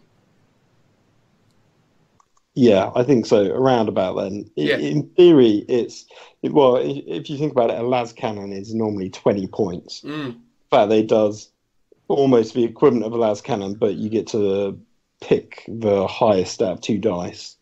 I can see maybe that's why it's slightly more expensive. That's crazy. And is that because missiles aren't one shot anymore on flyers, right? No, so this is the odd thing. It used to be 1 shot in previous editions, and now you can fire it every turn. So that's 8 shots every turn. So the other interesting things are, so obviously it's a fly, so it's got the airborne rule and the crash and burn rule. It's also got hard to hit, so it's -1 when it's being shot at. But it's also got a Sky Fortress rule, so it doesn't suffer the penalty for shooting heavy weapons in the turn that it's moved. So it's always going to be hitting on a 4-up. It's not ever going down to a 5, which is pretty cool. And then the other fun thing is it's not a flyer in terms of the detachment type. It's Lord of War, right. So it can still claim objectives, because the boots on the ground rule, I think it is, that states that they can't, is specifically to the flyer detachment type, unit type. Is Is that really real? Yeah. So Yeah. it's a Lord of War flyer, so it can claim objectives. Yeah, because that rule is specifically for flyers, not the fly keyword. I'm astonished. So it doesn't have the flyer keyword. It just has fly. Well, nothing has a flyer keyword. You have the flyer in terms of, elites at HQ troops. Yeah. So your type. So it doesn't have that because it's Lord of War instead. And Wow. the rule that says that flyers can't do it is done on that, basically. So if you killed everything else in your army but didn't kill the Marauder Destroyer, is that the name? Yeah. Yeah. So you kill everything else in your army, but the Marauder Destroyer is still alive. You don't lose. Yeah. You don't. Oh wow. Okay. Yeah, and then it's got the heavy bombs are pretty interesting as well. So once per battle, the Marauder Destroyer equipped with heavy bombs can make a bombing run against a single unit that's moved over in a movement phase. Basically, you pick a unit, you roll 3d6 for each vehicle or monster, and 3d6 and a single d6 for every other model in the unit. So for like infantry and stuff, up to a maximum 12d6. On a roll of 4 or up, the unit suffers a mortal wound. So against a vehicle or monster on a 4 up, you've got 3 chances to do a mortal wound, and then against a infantry unit, it's basically up to 12 mortal wounds that you can do, but it depends on the unit size. So you've got 12 potential mortal wounds. Realistically, again, maths hammer, 6 mortal wounds that you can do to that unit. Then you've got 12 strength 7 2 damage autocannon shots. Yeah. So 12 autocannon shots. Twin heavy bolters, or was it? Twin heavy bolter, which is heavy 6. So you got another 6 of those. And then you got a twin assault cannon, which is heavy 12. Flipping hell. So it puts out a massive amount of firepower. Obviously, if you degrade it down to 10 wounds, then you're hitting on 5s. Yeah. But the fact that I like it because most Lord of War, like super heavies, you can't get -1 on them. Whereas because this is a flyer, it's slightly harder to hit. So to me, that's better than a tank because it's instantly harder to hit and a bit more durable. That'd be terrifying, though. And like, if you get turn 1 with that thing, you're just gonna, 8 of those missiles. Okay, again, I hate being constantly going back to the maths stuff, but so if you were to have the 8 missiles, it turns it from a 309 point model to a 549 point model, which is super. The equivalent of that is what, a Castellan? Is that going to take a Castellan down in the turn? I don't know, like 5 missiles. Well, the thing is, could a Castellan take that down in a turn? Probably not, because you'd be hitting on 4s. Yeah, that's true. Rather than 3s. I don't know. If the Castellan went second, you're not going to kill the Castellan. The Castellan's going to be hitting you 5s and 6s, depending on how much damage you do to it. Well, you're going to do a lot of damage with 8 strength 8 d6 damage missiles. I guess you're going to be hitting on with half of them with 4, and then wounding maybe on, if you're lucky, 3. Thing is, against most vehicles that you're going to see on the board, varying in points from obviously like the 150 to the 250 range. Obviously, against like Land Raiders, if you hit 4, you'll wound twice because they're toughness 8 as well. 2 up save becomes 4 up. Yeah, so you probably get 1 actual wound through on a Land Raider by the maths hammer. But still, even then, I mean, it's the threat of it. I mean, I personally probably wouldn't bother with the missiles because the amount of DACA on the thing sounds amazing. I mean, I think that's clearly, and the fact it's just an absolute tank. I mean, that's really scary. Yeah, and I think we've managed to convince our dear American, well, I'd say American friend, he's English, but he's living in America, Richard, to take one to the GT heats free as well. Is he actually doing that now? Yeah, so an interesting story. So we've been talking about it for a while, but he doesn't like the Destroyer model very much, and I'm not a huge fan of it. So we've been talking about converting the Marauder Bomber to the Destroyer, and I created like a little Photoshop mock, and I had to send it across to the events team guys to see what they thought about it to get it approved. And they came back today to say, in principle, it's a cool idea and that they'd be okay with it, but they'd still need to see a photo of the final thing. Yeah. So, and because Richie's all the way over in America, I'm going to be doing the conversion and paint job, most likely for him, which will be a fun little project for next month. Oh, nice, man. Nice. That'd be cool. Because the Bomber's got that sort of more flat, kind of open facing to it, right? Yeah, the front and back bit have these like little pivotable areas. So that one looked much more like the World War II Flying Fortress. Yeah. Whereas which actually further look, and the size is slightly smaller as well. Yeah, because the Marauder Bomber's a bit more of a kind of like, it's like a sort of almost like battering ram style kind of. Trying to think of the terminology for it that makes sense in terms of audio. Yeah, but it's just the the wings and the tail just don't quite look as right, I don't think. Yeah, but it is covered in guns though, right? I mean, it's got like 12 autocannons or whatever it is strapped to the front of it. Well, yeah, it's got 3 on either side of the cockpit, basically. Yeah, I mean, that is covered in guns. I mean, I think that's the thing, for 308 points, if it was just for that amount of DACA and the fact that you can do that bombing run, and the fact that you can do the shenanigans with like, I can claim objectives with it. I think a lot of opponents probably won't see that coming until you, and that's probably, I mean, again, it's a bit sort of like, I think you'll find, but at the same time, it's like, it's a great trick to have up your sleeve, to pull that on someone if they don't think, it's only a flyer, I don't need to worry about that. He can't get an objective with that, and then you're like, I think you'll find. It's interesting because on paper, I think it looks amazing. Whether it actually performs as well on Battlefield, I don't know. It'd be interesting. I think you'd probably see it more if it was a GW kit and it was easier to get hold of. I think a lot more Guards players would be just playing it because it looks really good. I don't think.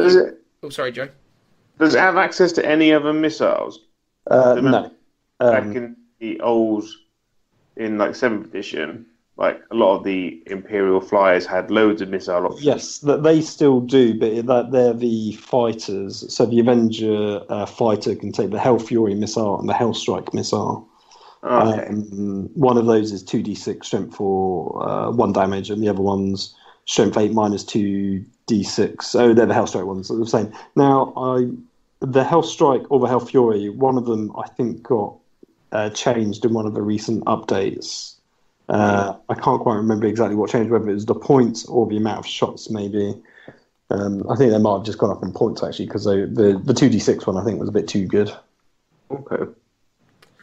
Yeah, no, I think, and as well, you can't underestimate 12 autocannon shots in and of itself. That, because with the flat 2 damage, that is horrifying for anyone running Primaris Marines. It's horrifying for anyone running Terminators, God forbid.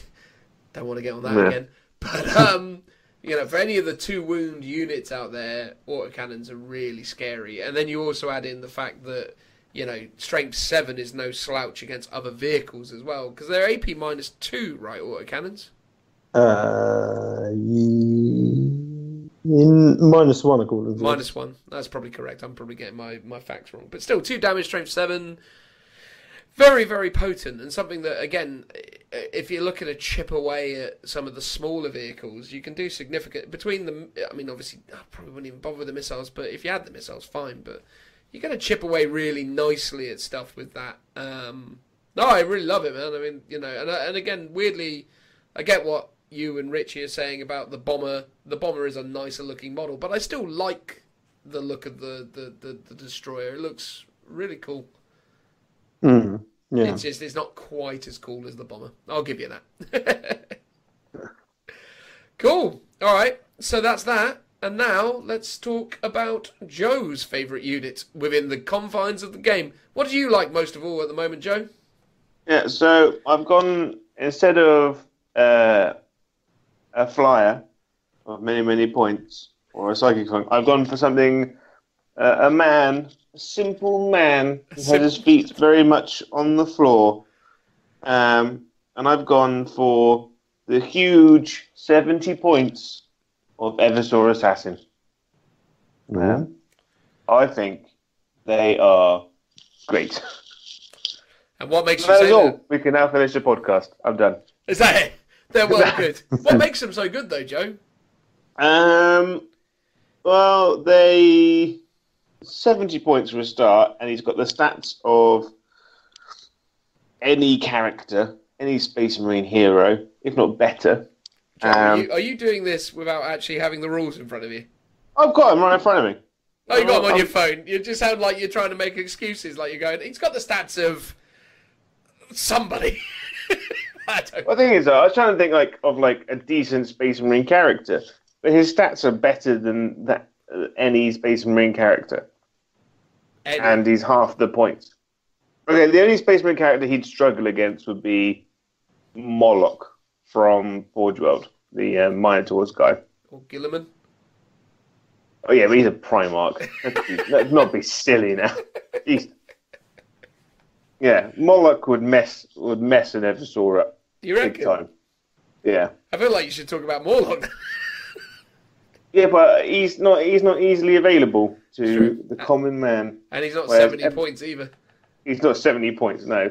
He's 200 points. Well, there you go. So, Eversaur Assassin, movement 7, so he's basically an elf. Weapon skill and ballistic skill 2, because he's a crazy assassin man. Strength and toughness 4. He's got 6 wounds, 6 attacks, leadership 9, and a 6-up armor save, which also becomes 4-up invulnerable, because assassin. And that stat line on its own is pretty incredible for 70 points. I totally agree. I remember when the index came out for 8th edition and I looked at the points for assassins and I was like, have they made a mistake here? What? Like 70 points for an Eversaur? I'm sorry? But yeah, incredible. Assassins can infiltrate and they can turn up on the table 9 inches away from enemy models, which is great because he has the friend zone. The friend zone. The friend zone. He's just terrible at getting girlfriends. It's just so bad. Well, when you've got a skull for a face, you're never going to have much luck, are you? And basically, when you charge with an Eversaur Assassin, you roll 3d6. So when you're 9 inches away, you're getting in, basically. Does that mean that he can declare charges within 18 inches, or does he still have to be within 12? When you declare a charge, it always has to be a unit within 12 inches. Fine. And in addition, he adds 2 to his attack characteristic when he charges. So he actually gets 8 attacks. Good lord. Yep. And his weapons, he's got the Executioner Pistol, which is a pistol 4. Strength 4, -1, and when you shoot at infantry, you re-roll failed wounds. Wow. Yeah. It's got melter bombs. That pistol is crazy good as well when you consider the fact that it's a pistol, so you can go hurtling yourself into combat, smash up maybe 6 or 7, well, probably more likely 6 things. Yeah. And then in the preceding shooting phase, assuming you get around to it and they're not all dead before then, you can pistol 4 of them. That's crazy. Well, yeah, so when we went to the doubles event, one Eversaur Assassin was in combat with 30 Plague Bearers for 4 turns. And they couldn't kill him, and he was just gunning them down in the shooting phase and then killing like 3 or 4 in our close combat phase, and then 3 or 4 in their close combat phase. He was great. He was a mad bugger. He was. He's also got melter bombs. It's one of the few units in the game that's got a melter bomb. It's a 4-inch thrown grenade, which is strength 8, -4, d6 damage, and you re-roll failed to wounds against vehicles,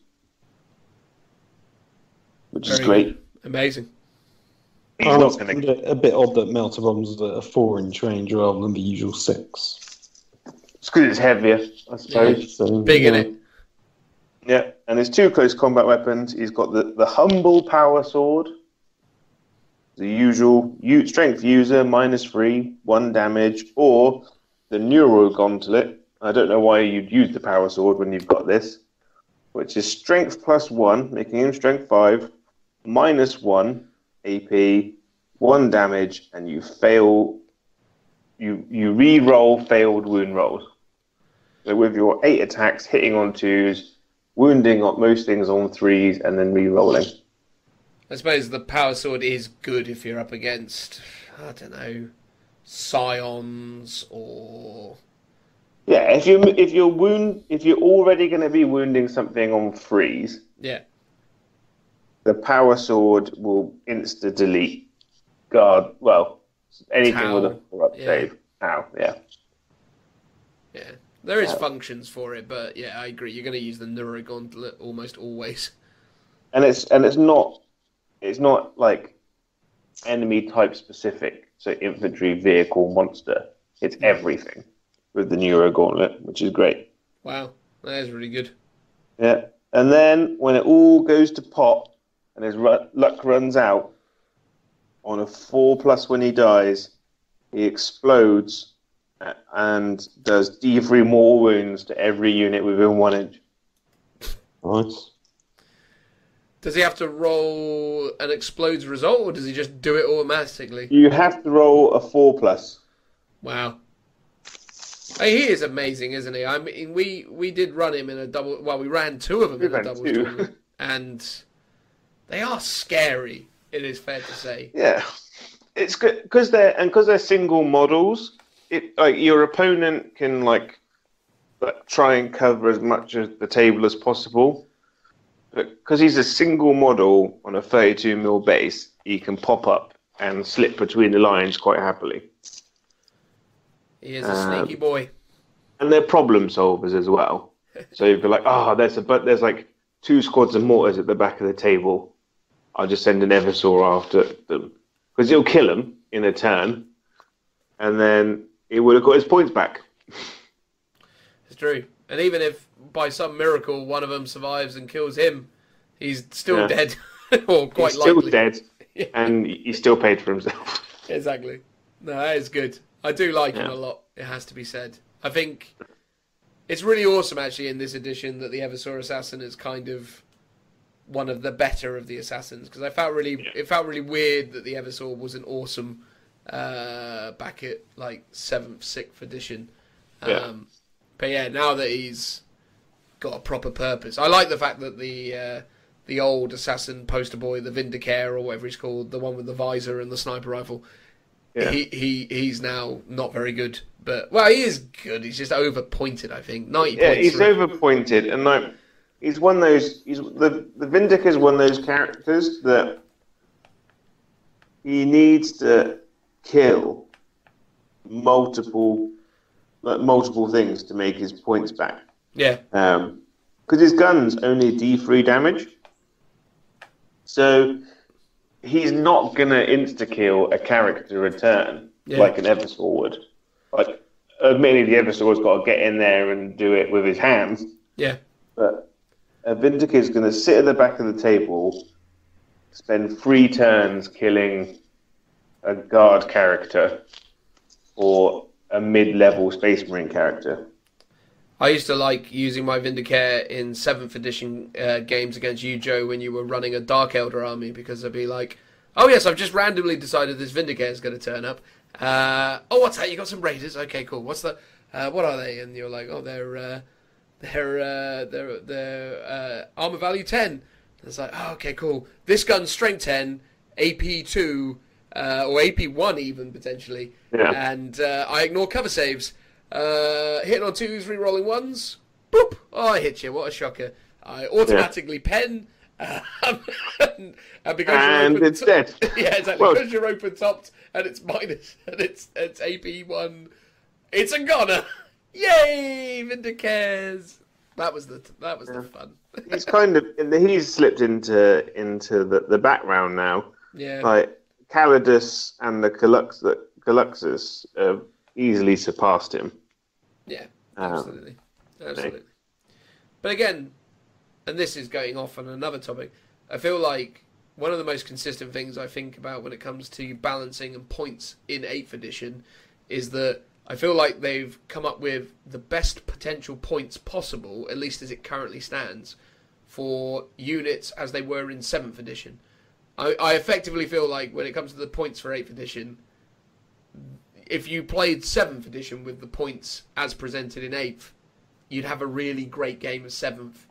But there's something about 8th, or the points that they're using in 8th at the moment, that don't actually recognise what these units do in this game.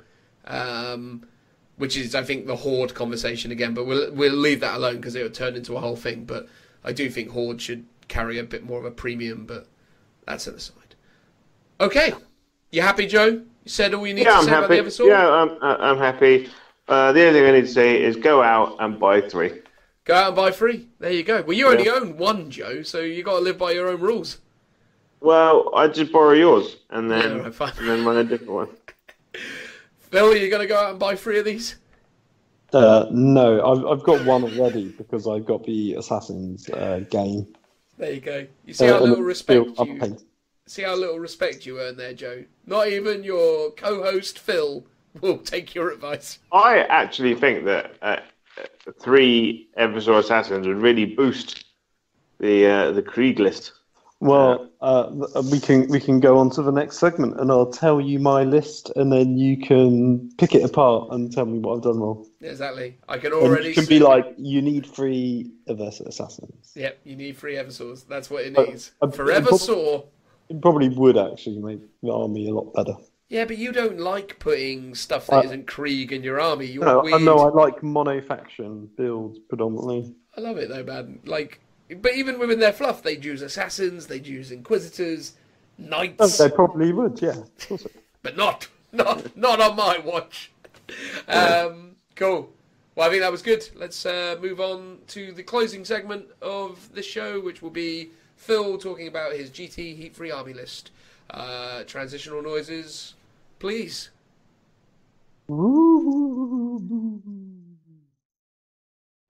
So now we come to the final segment of this, episode 8 of the Lookout Sir 40k podcast. We're going to be asking Phil what he is thinking, most likely, probably, definitely taking to Grand Tournament Heat-Free at Warhammer World. Hopefully his plans and ideas are more solid and or successful than Joe's were, because as previously mentioned, that's all gone terribly wrong for him. Do you feel optimistic, Phil? Is this somewhat close to final? Will you be sticking to this pretty rigidly? Well, the fact that I have more than one list for you probably says not. Phil, you're only supposed to have one list. What is this? Well, I've got one, and then I've got another option. I mean, I might have had 3 options, but I'll narrow it down to 2. You narrow it down to 2. 2. Phil, you've sat through the last 2 of these. You know the format, right? I'll be quick. Not a problem. Okay, I'll do the first one, and then we see how long I've rattled on for. All right, here we go. Let it begin. So in this list, I have to preface it by saying I've sort of done a combination of what I own, what I think is reasonably competitive or thematic, but also what I think I can potentially paint up in the next month. So depending on my free time, it might be I've just got to change the list because I won't have the models painted. But I think I should be able to paint up stuff that I need. Don't you have to paint a Marauder and convert one in this time period as well? Possibly. We'll see. Yeah, so I'll go through the list. So I have a battalion of Krieg. So I've got, for my HQ choices, I've got a field officer who will have Korov as Aquila to gain back some CPs. He is bare bones. He does have a 5-up invulnerable save as default and can issue 1 order a turn. Then I have the special character, Marshal Karis Venner. He can issue 3 orders a turn, which makes him really good. And anyone within 12 inches of him can use his leadership value, which is sort of key to one of the combos that I'll be doing. And he also gets a 5-up invulnerable save. So they're my 2 officers. I do like Venner a lot. I think he is. I mean, he's really cheap as well, isn't he? Well, he's 70 points, and the field officer is 23, so he's twice the price, or slightly over twice the price. But the fact that you can do 3 orders instead of 2 for the equivalent, if you were just to take a... I mean, field officers are slightly weaker than the field marshals anyway, and then Venner is a named field marshal, basically. Yeah, because the normal Astra Militarum commander is 30 points, right? Oh, I would not know. He is. He is, yes. Probably, Yeah, he is, yeah. So 23 points for a command option is ridiculously good as well. Yeah, the field officers I tend to run with my grenadiers, and then Venner tends to stick with my main blob of troops because he can do those 3 orders. So obviously it's at 6-inch range, but try and keep him close to be able to get all of those off. Yeah. Beautiful model as well. Yes, it's really good. It's a bit of a shame he doesn't have a unique model. That would be my only complaint. Does Venner not have a unique model? I thought that one that you... I keep... Well, maybe it's because I'm so used to you going, that guy's Venner, and I've just been like, oh yeah, of course. So that isn't a Venner model. No, that's the Marshall model that comes with the company command unit. But there's no distinction between him and Venner, but obviously it's the same type of character. So I always run it as Venner because in my mind that's what he is. Yeah, I just always... Well, I mean, that is a beautiful model, so yeah, I mean, totally. But maybe they should show him some love and give him his own model. Get on to that Games Workshop if you happen to be listening to this, or Forge World more specifically. Come on now, fulfill. Make it happen. Right, so I'll carry on. So I've then got some troops. I've got a Grenadier squad, which is a 5-man squad. There's one special weapon, which is a flamer, and then there's a heavy weapons team, which is a heavy flamer. So then there'd basically be the Watchmaster and who's got the hotshot las pistol, and then there'd be another guy with the regular hotshot las guns. So the hotshot las guns are strength 3 -2 1 damage, so they're pretty good if you can actually wound the thing that you need, for example, Space Marines. Then I've got another Grenadier squad, another 5-man one, but this time it's bare bones, so it'll be 1 with a hotshot las pistol and 4 with hotshot las guns. They are going to be riding in the Centaur Light Assault Carrier. Ooh. So that's a miniature transport. So I don't have that model because Forge World don't sell it anymore, but they sell the Centaur artillery tractor, which is almost exactly the same, but it's missing some extra armor on top. So I've already emailed the Warhammer World Events team, and they've said that's okay to run that model instead because it's essentially the same one. But the only difference is that there's a special rule that says if you've got the Grenadiers inside them, you get a free 9-inch pre-game move. Oh wow! Which is pretty tasty. So that's called the Assault Team Transport special rule. So doesn't one have extra guns as well, though? This is an odd thing. So they both are armed with 2 heavy stubbers, and you can't see it anymore because it's not on the website. If you Googled it for the Assault Carrier version, it is modelled with 2 heavy stubbers. So there's one on the top and one in like a gunner position. And I'm pretty sure, if I remember rightly, that if you look on the artillery tractor version, there's only 1. And I remember emailing them to say, why have you done this in the rules to give it 2 when it's only modelled with 1? So that's a bit odd. I'm pretty sure that's the case. I'd have to double check. But I'm pretty sure one of them is modelled with 2, but they both have 2 in the rules. Did you get a response to that email? I'm pretty sure it was just like, thanks for the feedback. We're at it. So it's a bit of an odd one, but I think they've just done that to simplify it in terms of... But it's odd because they're both exactly the same points. One of them is a dedicated transport, which is this one, and then the other version is a fast attack option. They're the exact same points, but the assault version gets the extra pre-game move if it's loaded up with the Grenadiers. Yeah. So I'm a bit like, this one is technically better, but the same points as the other one, which is a bit odd. I mean, I think the thing that surprises me the most is that there is something that is technically a Krieg unit that you don't own. That's bizarre. Well, there's still a few. I mean, there's a few. There's like the big artillery pieces. Well, I mean, I have them, but I've just not got around to building and painting. You legitimately, you own at least one of everything in Krieg, right? Let's see. I mean, pretty much, with the exception of this model, the assault version, I would say so. Unless you start getting into things like Malcadors and other tanks. Well, there we go, Joe. We know what to try and get him for his birthday now. We got to get one of these. But they don't sell it. A Malcador. Not a Malcador. The other one, the thing he's just talked about. I've even forgot what it's The called. assault carriers. Yeah, the Centaur, Sentinel. Well, yeah, the Centaur light assault carrier. So at this point, you got your two commanders, or rather your field officers, and then you got your 3 grenadier squads, or was it just two grenadier squads, 2 5-man. One's loaded up with a flamer and a heavy flamer, and the other one's just hotshot las guns. So they're going to be in the Centaurs, pretty much right on the front line, and then they can move out before turn 1 starts, just to give myself a bit of zone control. The 9-inch move that you get at the start of the game. Can that move within 9 of your enemy? Let's see. I mean, obviously, the likelihood of it ever becoming reality. Move within 9 of an enemy. No, it can't. Fine. Okay.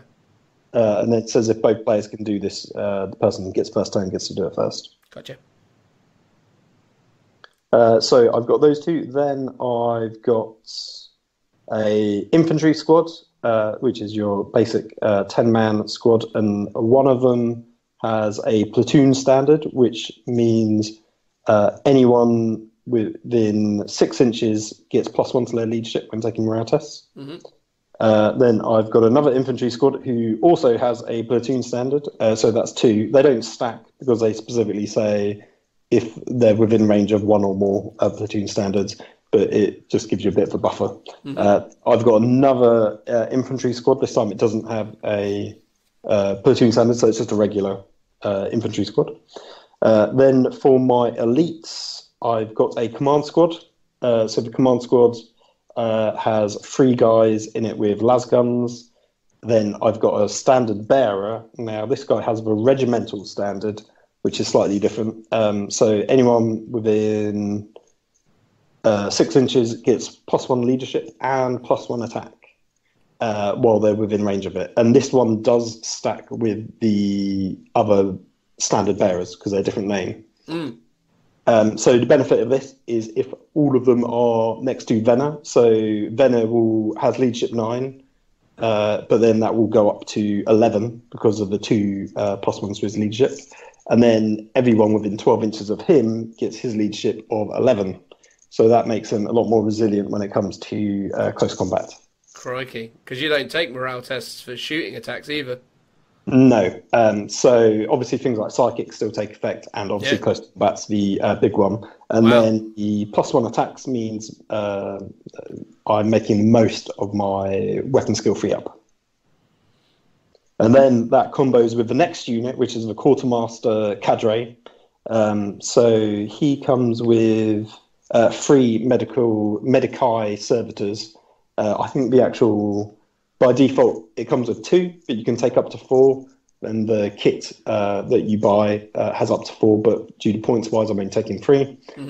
So he's got a few special rules. So he comes with a Medipack, which if I read out, at the end of any of your movement phases, a model with the Medipack can heal a single model. Sector-friendly infantry model within 3 inches, roll a d6 on a 4-up. That model recovers from a lost wound early in the battle, or I can basically bring back a slain model that had a wounds characteristic of 1, and I can only do that once per turn. That's pretty good. The servitors have a special rule called Mind Lock, which improved their weapon skill and ballistic skill to 4-up, because by default they are 5-up, and their leadership is normally 6. But whilst they're within 6 inches of the Quartermaster, they get the weapon skill ballistic skill bump, but their leadership also goes up to 9. And he also has the Vita Mortis special rule. So each friendly infantry squad or cavalry squad within 6 inches that suffers a wound, on a roll of a d6 on a 6-up, you ignore it. So that's sort of like an old feel no pain rule. Amazing. It's all right. And I've given him a plasma pistol, and the servitors have the medical scalpels, which wound non-vehicles on a 2-up. I love the idea of a unit of surgeons coming at you with all their like medical equipment to try and murder you with it. That's brilliant. Yeah, so I've made the quartermaster my warlord, and the reason why I've done this is sort of a slight shenanigan reason. So he has the character keyword, but he's in a unit, so the whole unit technically is counted as a character. So no, that unit cannot be targeted unless it's the closest visible model. But because of that, I've effectively got these 3 extra servitors, which will hopefully help keep him alive a little bit longer. So, because he himself is a character, the unit has the character keyword, so they can't be targeted as a whole. Yeah. Okay. Because is that... I'll check at some point and see what the deal is with like Fenrisian wolves for like Space Wolf characters. I think they have a specific ruling on that. But that's cool. If you can have a whole unit that's a character, that's pretty amazing. Yeah, well, I mean, technically it isn't that they all become a character, but you treat the unit as if it is a character. Yeah, of course, because it's got the character keyword. Yeah. Yeah, so he, as far as I'm aware, doesn't have an invuln save, unlike my other characters. But the fact that he's in squad will hopefully keep him alive a bit longer. And the fact that he's a buffing unit, so he's giving everyone a 6-up feel no pain, and then he can bring guys back alive. He's going to be with all the infantry, basically trying to keep them alive. And sorry, Phil, did you say this already? So you'd have to kill the whole squad as well to get Slay the Warlord? Well, I guess so, because I would kill the servitors first. Yeah. So he would always be the last one to keep him alive. Fine, yeah, of course. You're always going to want him to be alive, aren't you? Yeah, and my plan is to give him old grudges as a warlord trait. So after deployment, but before the first battle round begins, you get to choose a single unit in the opponent's army. You can reroll failed wound rolls for people that target that unit that are within 6 inches of my warlord. Wow. So the idea is that I could then buff all the infantry that he'd be with to try and kill that target. Yeah. So I've done a very kind of close combat themed blob of men that will be with him, that will hopefully be re-rolling failed wounds, getting a 6-up feel no pain. And then that combos with one other unit that I'm also taking. So I'm I am allying in one model. You're allying in something? Well, not really. I mean, technically, because it's not... You hearing this, Joe?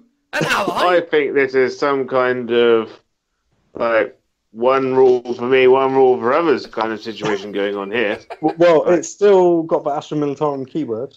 Oh, okay. He's not a Kriegsman. No, but thematically probably would be. He's a Ministorum priest, who basically you can add into any regiment without negating their special rules in terms of regimental rules, although the Krieg special rules are written in such a way that won't make a difference anyway. But does he have a gas mask? That's the real question. Well, I'm using the Forge World Renegade priest, who's got a hooded, sort of a hooded cloak, pointy, sort of, basically. You can't see his face. I'd like the idea of like just someone like holding a hanky to their mouth. You know, or some sort of ridiculous thing, like he's just pulling his shirt up over his nose or something. Like, nothing, I don't want to hang around these smelly Kriegsmen all day. So can that actually go into, within army composition, can that go into a Krieg detachment then? Yeah, so that gets added in as for example, in Battle Scribe, it's Imperium Astra Militarum adding into your battalion detachment. So it's still part of my main battalion. But wouldn't that technically count as what they what Games Workshop would call soup, i.e. you can't have Dark Angels and Blood Angel units in the same battalion, for example? No, because basically things like Auxilia, the Abhumans, Commissars, and the Ministorum priests have a specific rule that says that they can be added to the detachment and not affect any of the regiments. They've still got the Astra Militarum keyword, so you can still add them regardless. But in theory, I could add in, for example, Katachan to my same detachment, but the rules of a Katachan would mean they would lose their regimental bonuses, so their +1 strength. I don't think you can do that because they've specifically said that you can't do that. Everything has to have the same keyword. You couldn't have Katachan. Yeah, the keyword is Astra Militarum, but they will have, and it's for sub faction that is mixed, but that's still allowed within the current rules. Okay. I'll check that while we're talking on. Joe, does that sound right to you, or which version? Well, it's a weird one, because does he have the keyword regimental doctrine? Let me dig out my codex. I'll read you special rule, so you can see that it's all above board. What is this shenanigans? It's because we're so confused that you've put something into your army that isn't just Krieg. Now we're like, what? Hang on, what? So if I dig out where the priest is, for example, here we go. So keywords, he has Imperium, Astra Militarum, and Adeptus Ministorum, along with character, infantry, and Ministorum priest. And then, in terms of how you add him in,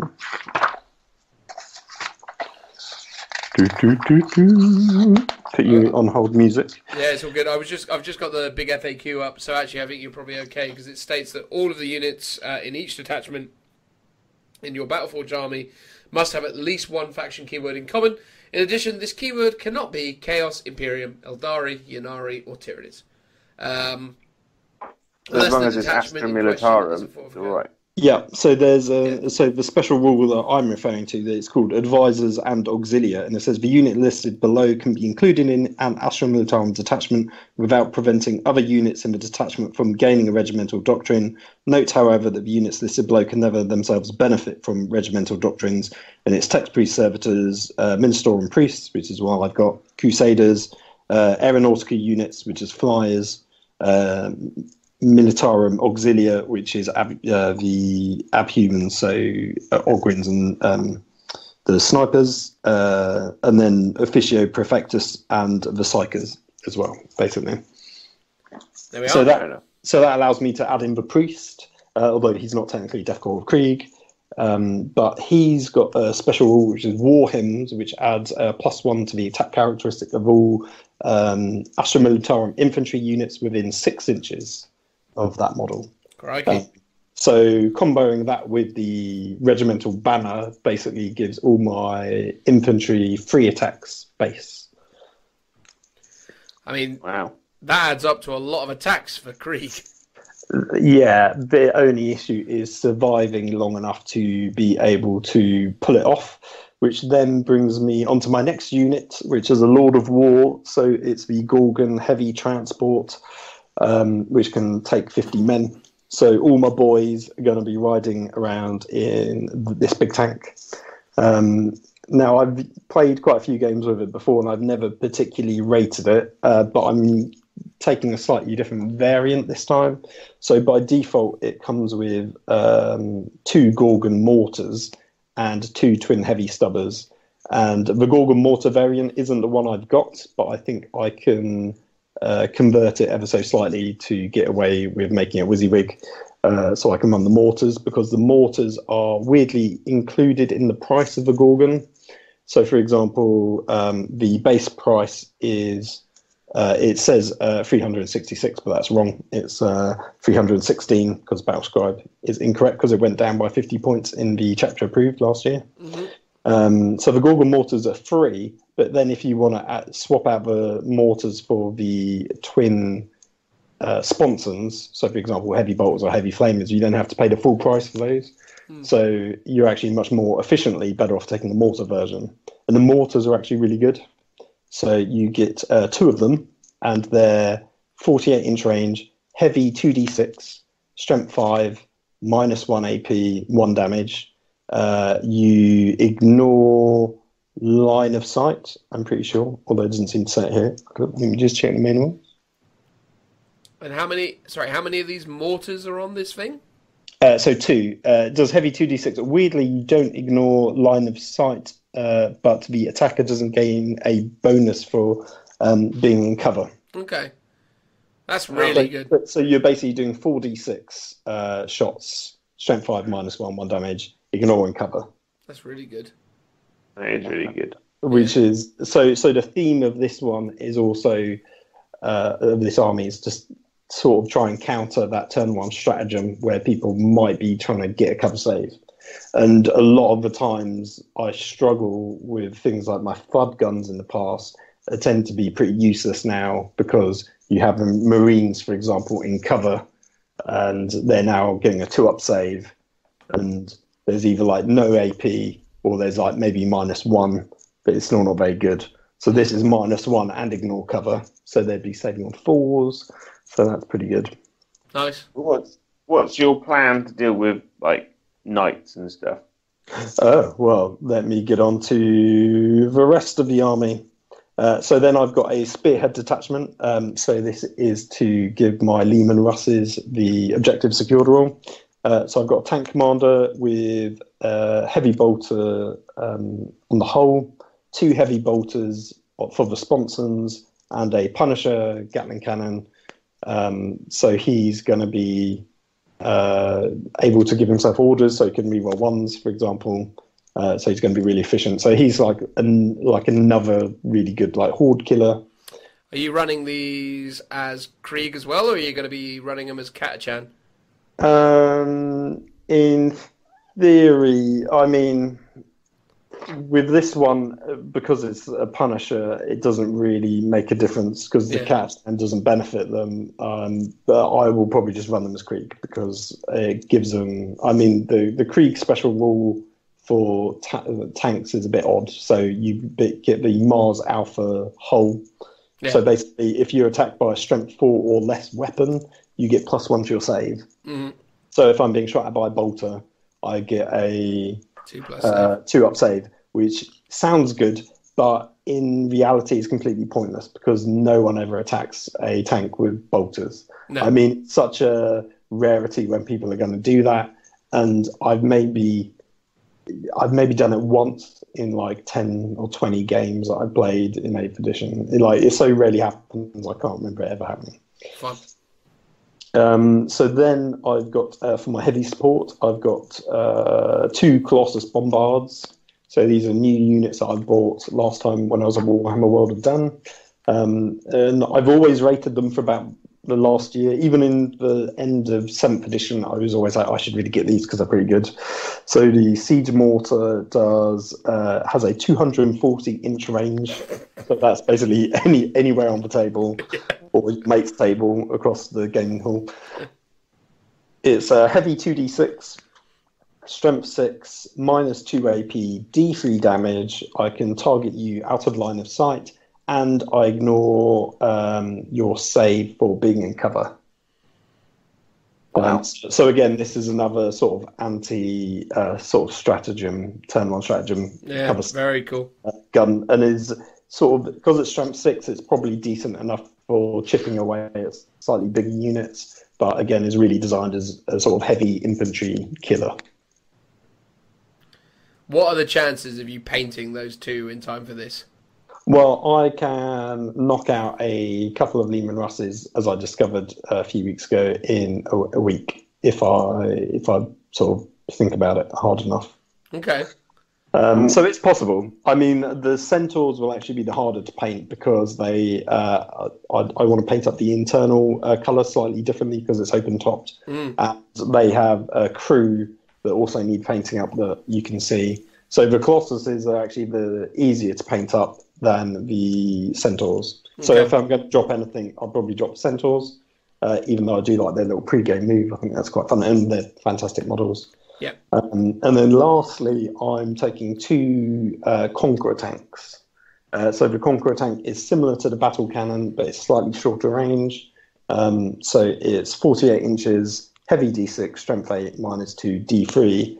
But it comes with a coaxial storm bolter, And there's a special rule that says if I shoot at the same target as the Stormbolter, I get to reroll all my failed hits. Well, I'm pretty sure that's Does it get the shoot twice if you move under?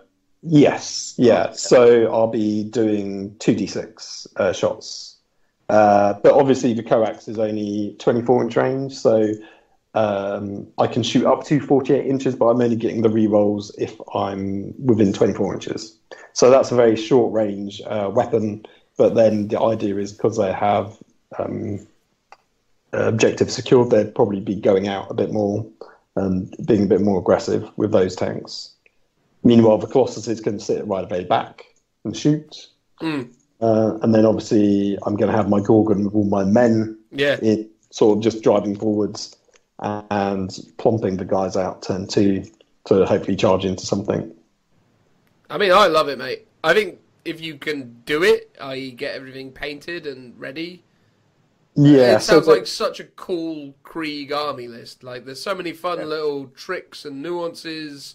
I love the aggressive nature of it. I love the backline side of it. I think it's... And I know it's going to look gorgeous as well, which doesn't hurt. Yeah. I mean, it's playing guard. Oh. It's playing guard in a completely different way to everyone else who's playing guard at the moment as well. It's not heavy mortars and basilisks, so yeah, it'd be slightly different. I mean, the downside of this is I've got a lot to paint up. So the in terms of things to paint, I've got the centaurs, I've got the colossuses. Those two need painting. I need to convert up some turrets or some guns for the Conqueror turrets, and then I've got the Ministorum Priest to convert and paint up, as well as painting up the Quartermaster Cadre, because although they're half painted already, and they've been sat on my shelf for the last year in a state of semi-paintedness. So there's a lot to do with this to make it work, and I can always add some bits in or drop some bits out. For example, I could potentially just take a few less tanks and drop in some Death Riders instead, or add in some Hellhounds if I really wanted to. I like the theme of it, although I don't necessarily think it will be as good as it sounds, because a lot of the synergy is built around that squad of 30 infantry, and they can collapse quite quickly. And it all really depends on the survivability of the Gorgon, I think, which it should be, because it's got 5-up invulnerable save and an insane amount of wounds. Does it get the 5-up in close combat? I believe it's just shooting. Let me have a quick read of the rules. I mean... yeah, just from shooting attacks. And it has 30 wounds. I do love the idea of this army, though, coming up against, like, orcs or something of that nature. Like, the idea of the Kriegsmen flinging themselves out of a Gorgon into the jaws of the Orc army. I think it's like the last thing an Orc player will expect a Guard player to be doing. Yeah. It's like, forward! And it's like, what? And then when you go, oh yeah, and they've got this 30-man unit's pumping out 90 attacks. How does that feel? It's like, I'm sorry, what? That's super cool. That's really interesting, I think. And yeah, definitely something I'm in favour of. I think that'd be really interesting to see come to life on the tabletop. That sounds like a really fun, interesting list, and should be really good fun to play. And you're not too bad on drops there, right? Because if everything's going inside of the Gorgon, what are you like? Yeah, I've got. If that's the case, so the 2 Conqueror tanks, that's 1 drop. The Spearhead in total is 4. Yep. Because the Colossuses need to be split into 2, but because of that, I can put them at either ends of the table. So that's sort of the intention of that. So that's 4. Gorgons 5. Then the 2 Centaurs 6, 7, and then I'll probably have the lone field officer on his own. So that's 8. So because the field officer's got Corvus Aquila, he needs to be on the table for that CP regeneration to work. Yeah. So he'll be probably just hanging out at the back with the tanks rather than being anywhere else. Makes sense. So yeah, so 8 drops. That's pretty good. It's really That's really good for Guard army. So it was unheard of. No, yeah. But that literally is one of the only ways you can do it is by taking Gorgon and loading it all up. It might actually be the fastest deployed guard army in the history of time. Yeah. It's true. And yet I'll still take my sweet time about it. I was going to say, the You deployment... might actually get more than 3 turns in. I know. That might well be the case. Well, it depends on it. If the opening turn he's just pushing a Gorgon forwards, and then the rest, and then it depends. When it gets to turn 2, it's going to get a bit sticky. But Yeah. I mean, I'm probably lacking a decent sort of anti-tank in this list. It's like I've got the Conquerors, but they've got quite short range. Yeah. But there's 2 of them, and they get to shoot twice because of grinding advance. The Colossus Bombards could work in that capacity because they do D3 damage. It's just the fact that they've got strength 6, so they'd be wounding on 5s probably against a decent target. Yeah. I'd also be really... the only thing I'd be conscious of as well if you're playing the Gorgon...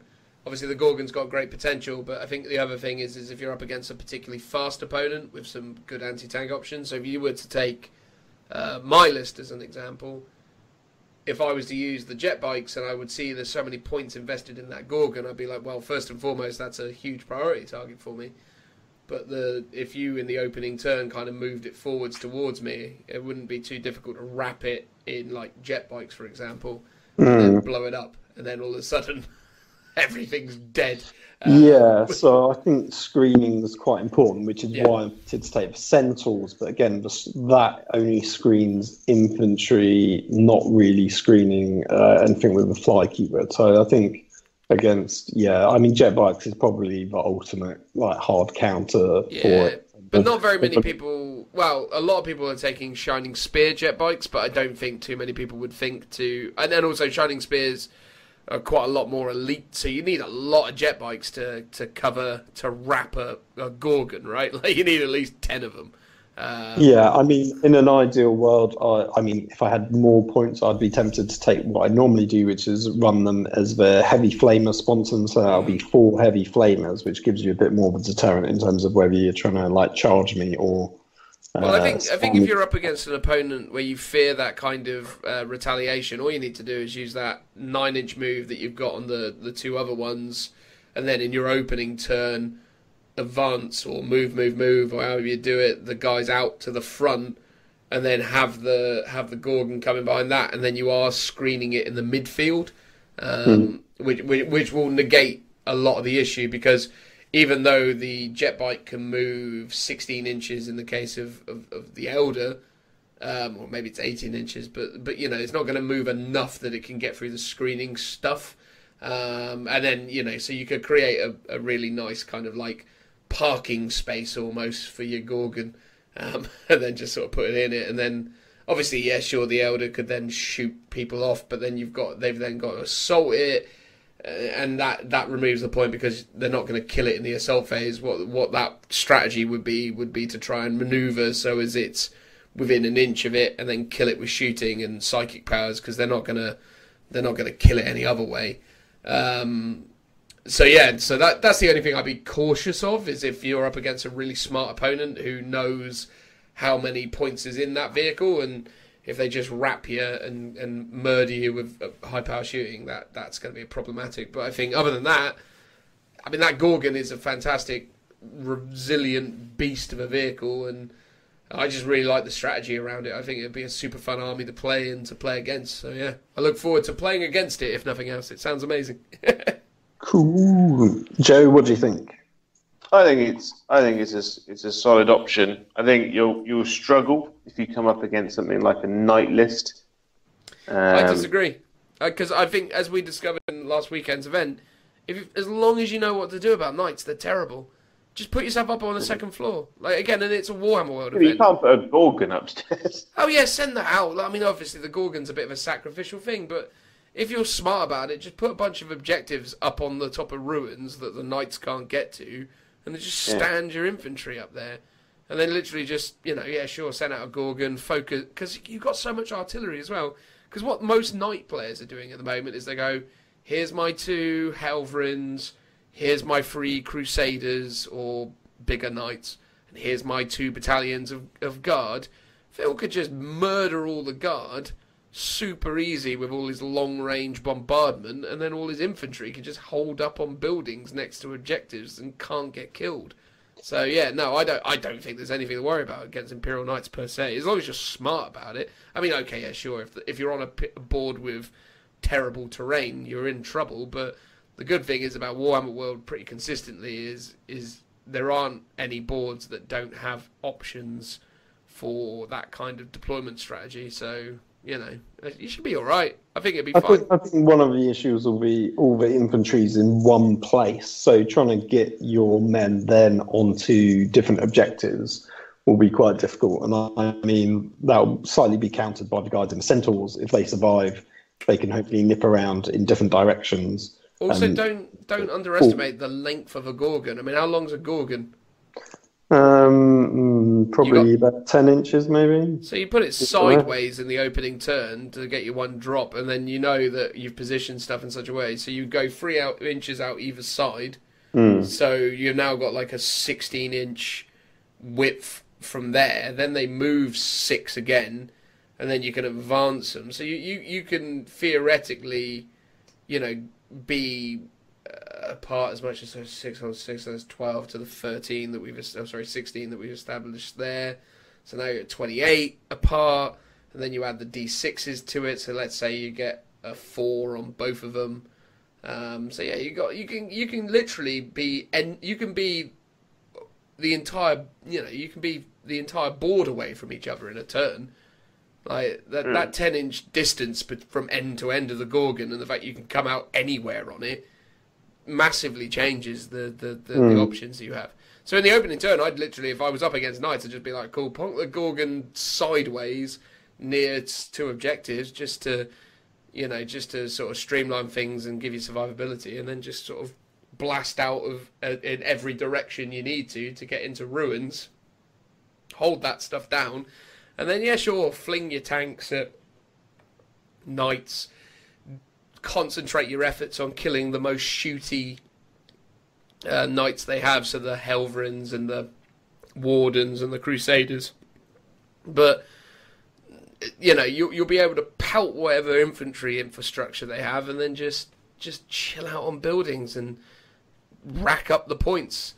Knights really struggle in the heat, in the GT heat structure, I think. But I think it takes you need to exploit what's bad about Knights to beat them. But as long as you know how to do it, Knights almost never win if you know how to beat them, in my opinion. But there you go. No, I really like that list, Phil. So what would you do different if, because you said you had a second option.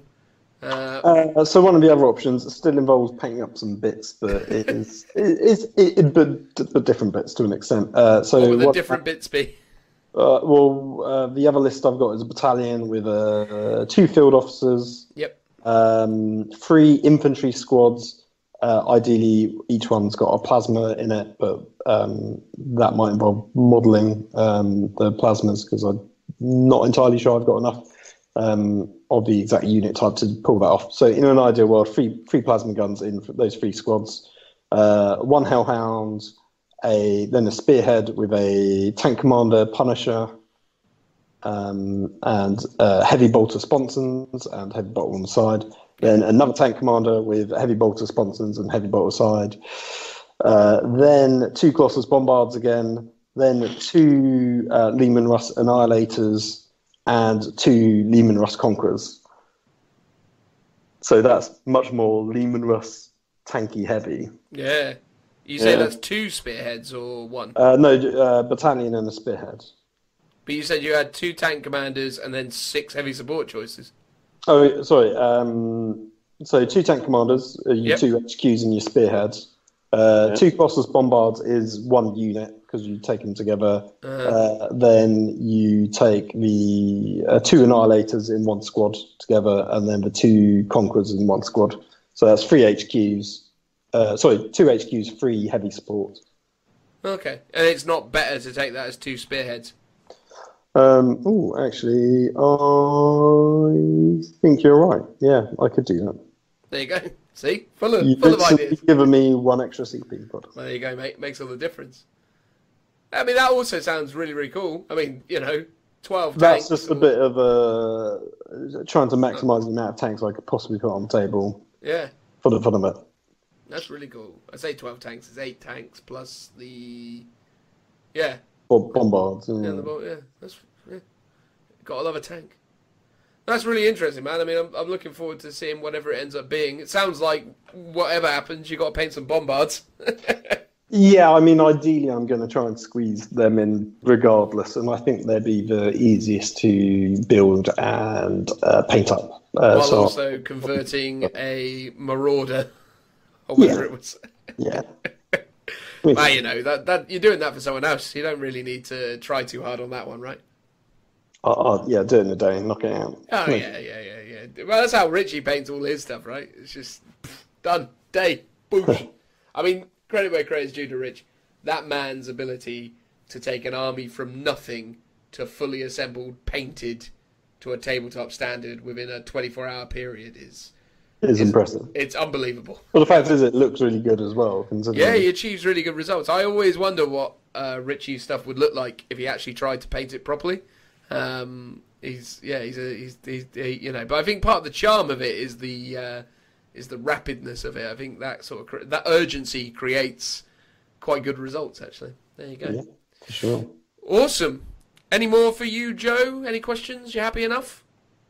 I'm pretty happy. Amazing. Thanks. I often wonder whether you're still here at those moments. When it gets towards we start recording this stuff around 8, and then inevitably at this moment in time it's very close to midnight. And poor old Joe does tend to get a little bit sort of sleepy by about this time, it seems. As do we all, really. We're all old men now. We can't deal with these late nights. Oh. Got to be at work tomorrow. Bloody hell.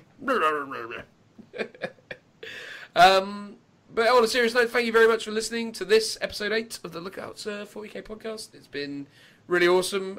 We've hugely appreciated all of you who have subscribed, every one of you that has left really amazing comments.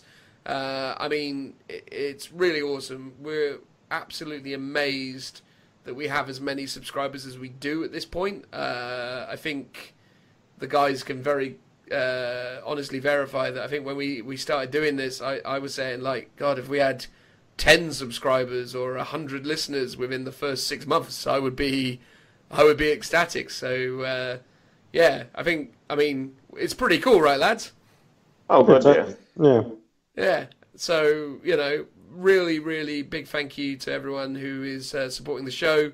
Our intent is, as we should have probably stated at the start, but did state in the previous episode, that moving forwards, every one of these will come out every Saturday, or not every Saturday, sorry, every fortnight on a Saturday. So this one should be coming out November the 3rd, and then the next one will come November 17th, and then December 1st, and we'll try and stick to that schedule. It seems that consistency is everything when it comes to this sort of stuff, so hopefully we can stick by that. We will be doing various sort of odds and sods across the channels. I bought a bunch of new equipment, so I want to muck around, see if we can do like some battle report stuff or whatever. That's not really the kind of bread and butter of what we're doing here, but we obviously hope you guys like that as and when it happens, but don't expect that to be by any means regular. Obviously, again, massive thank you to Triple Helix for sorting us out with Speed Freaks. That was super cool of you. Really appreciate that as well, and looking forward to doing more unboxings. I mean, I assume you're looking forward to doing more unboxings, Joe? Oh, God, yeah. And I'm hoping that the quality will improve as I learn. If anyone's got any hints or tips, I'm always willing to accept criticism. I like the idea that I will take the credit. I'm sorry, Joe. I was going to say I liked the idea we were discussing after, where I was like, we should have had like a weird kind of thing where we sneaked up on you and you were there, sat in a chair, pretending to drive a car as if you were an orc, and then do a whole kind of like, what you up to, Joe? Kind of thing. But well, it's something that we can look into. Obviously, because we all live about in a weird hour and 15-minute triangle in every direction between the three of us. Like trying to put out a video in an evening it's interesting. But I will be able to figure it out somehow. Well, if it helps, Joe, I can always we can always schedule. Well, anyway, look, let's pick this conversation up afterwards. It doesn't need to be talked about in front of everyone else. We'll find a way. We'll make it good. So thanks for Triple Helix for that. Thanks again to the people's company that I can't remember the name of, with the dice and the stuff and the tray. That was nice. Anyone remember the name of that again? Custom dice boxes. Boom. Thanks very much to Tim and obviously Custom Dice Boxes, or whatever we decided to call them. They were well nice. Tim being our friend who will be on the show next week. Not next week, but next time. Talking about his army as well. So that's a thing. And that's it, really. Thank you so much for the support. It's been super awesome. If this is the first time you're checking us out and you got this far, I'm assuming you're also enjoying it. So maybe, subscribe or something. I mean, whatever. I don't want to force any kind of thing. Do it if you want to. Don't feel like you need to. But if you could, that'd be great. In fact, ignore that bit where I said you don't need to. You definitely need to do that. Yeah. Otherwise, what would you do, Joe? Just be deeply saddened. I would break down and cry on live television. On live television, or you would get onto live television by some means and break down and cry, like you go streaking in a football pitch, and then just stop and cry. Yeah, with a sign saying "Why?" The thing is, they don't give any TV time, do they, to streakers anymore? They're just immediately off as soon as one comes on. Away goes the camera.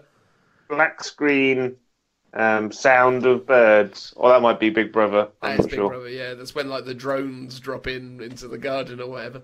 Yeah. But yeah, anyway, so yeah, that's that. Hugely appreciated. Phil, any closing thoughts? Phil's final thoughts? No, I'm good. Nah, he's good. He's all right, isn't he? He's fine. Man, a few words.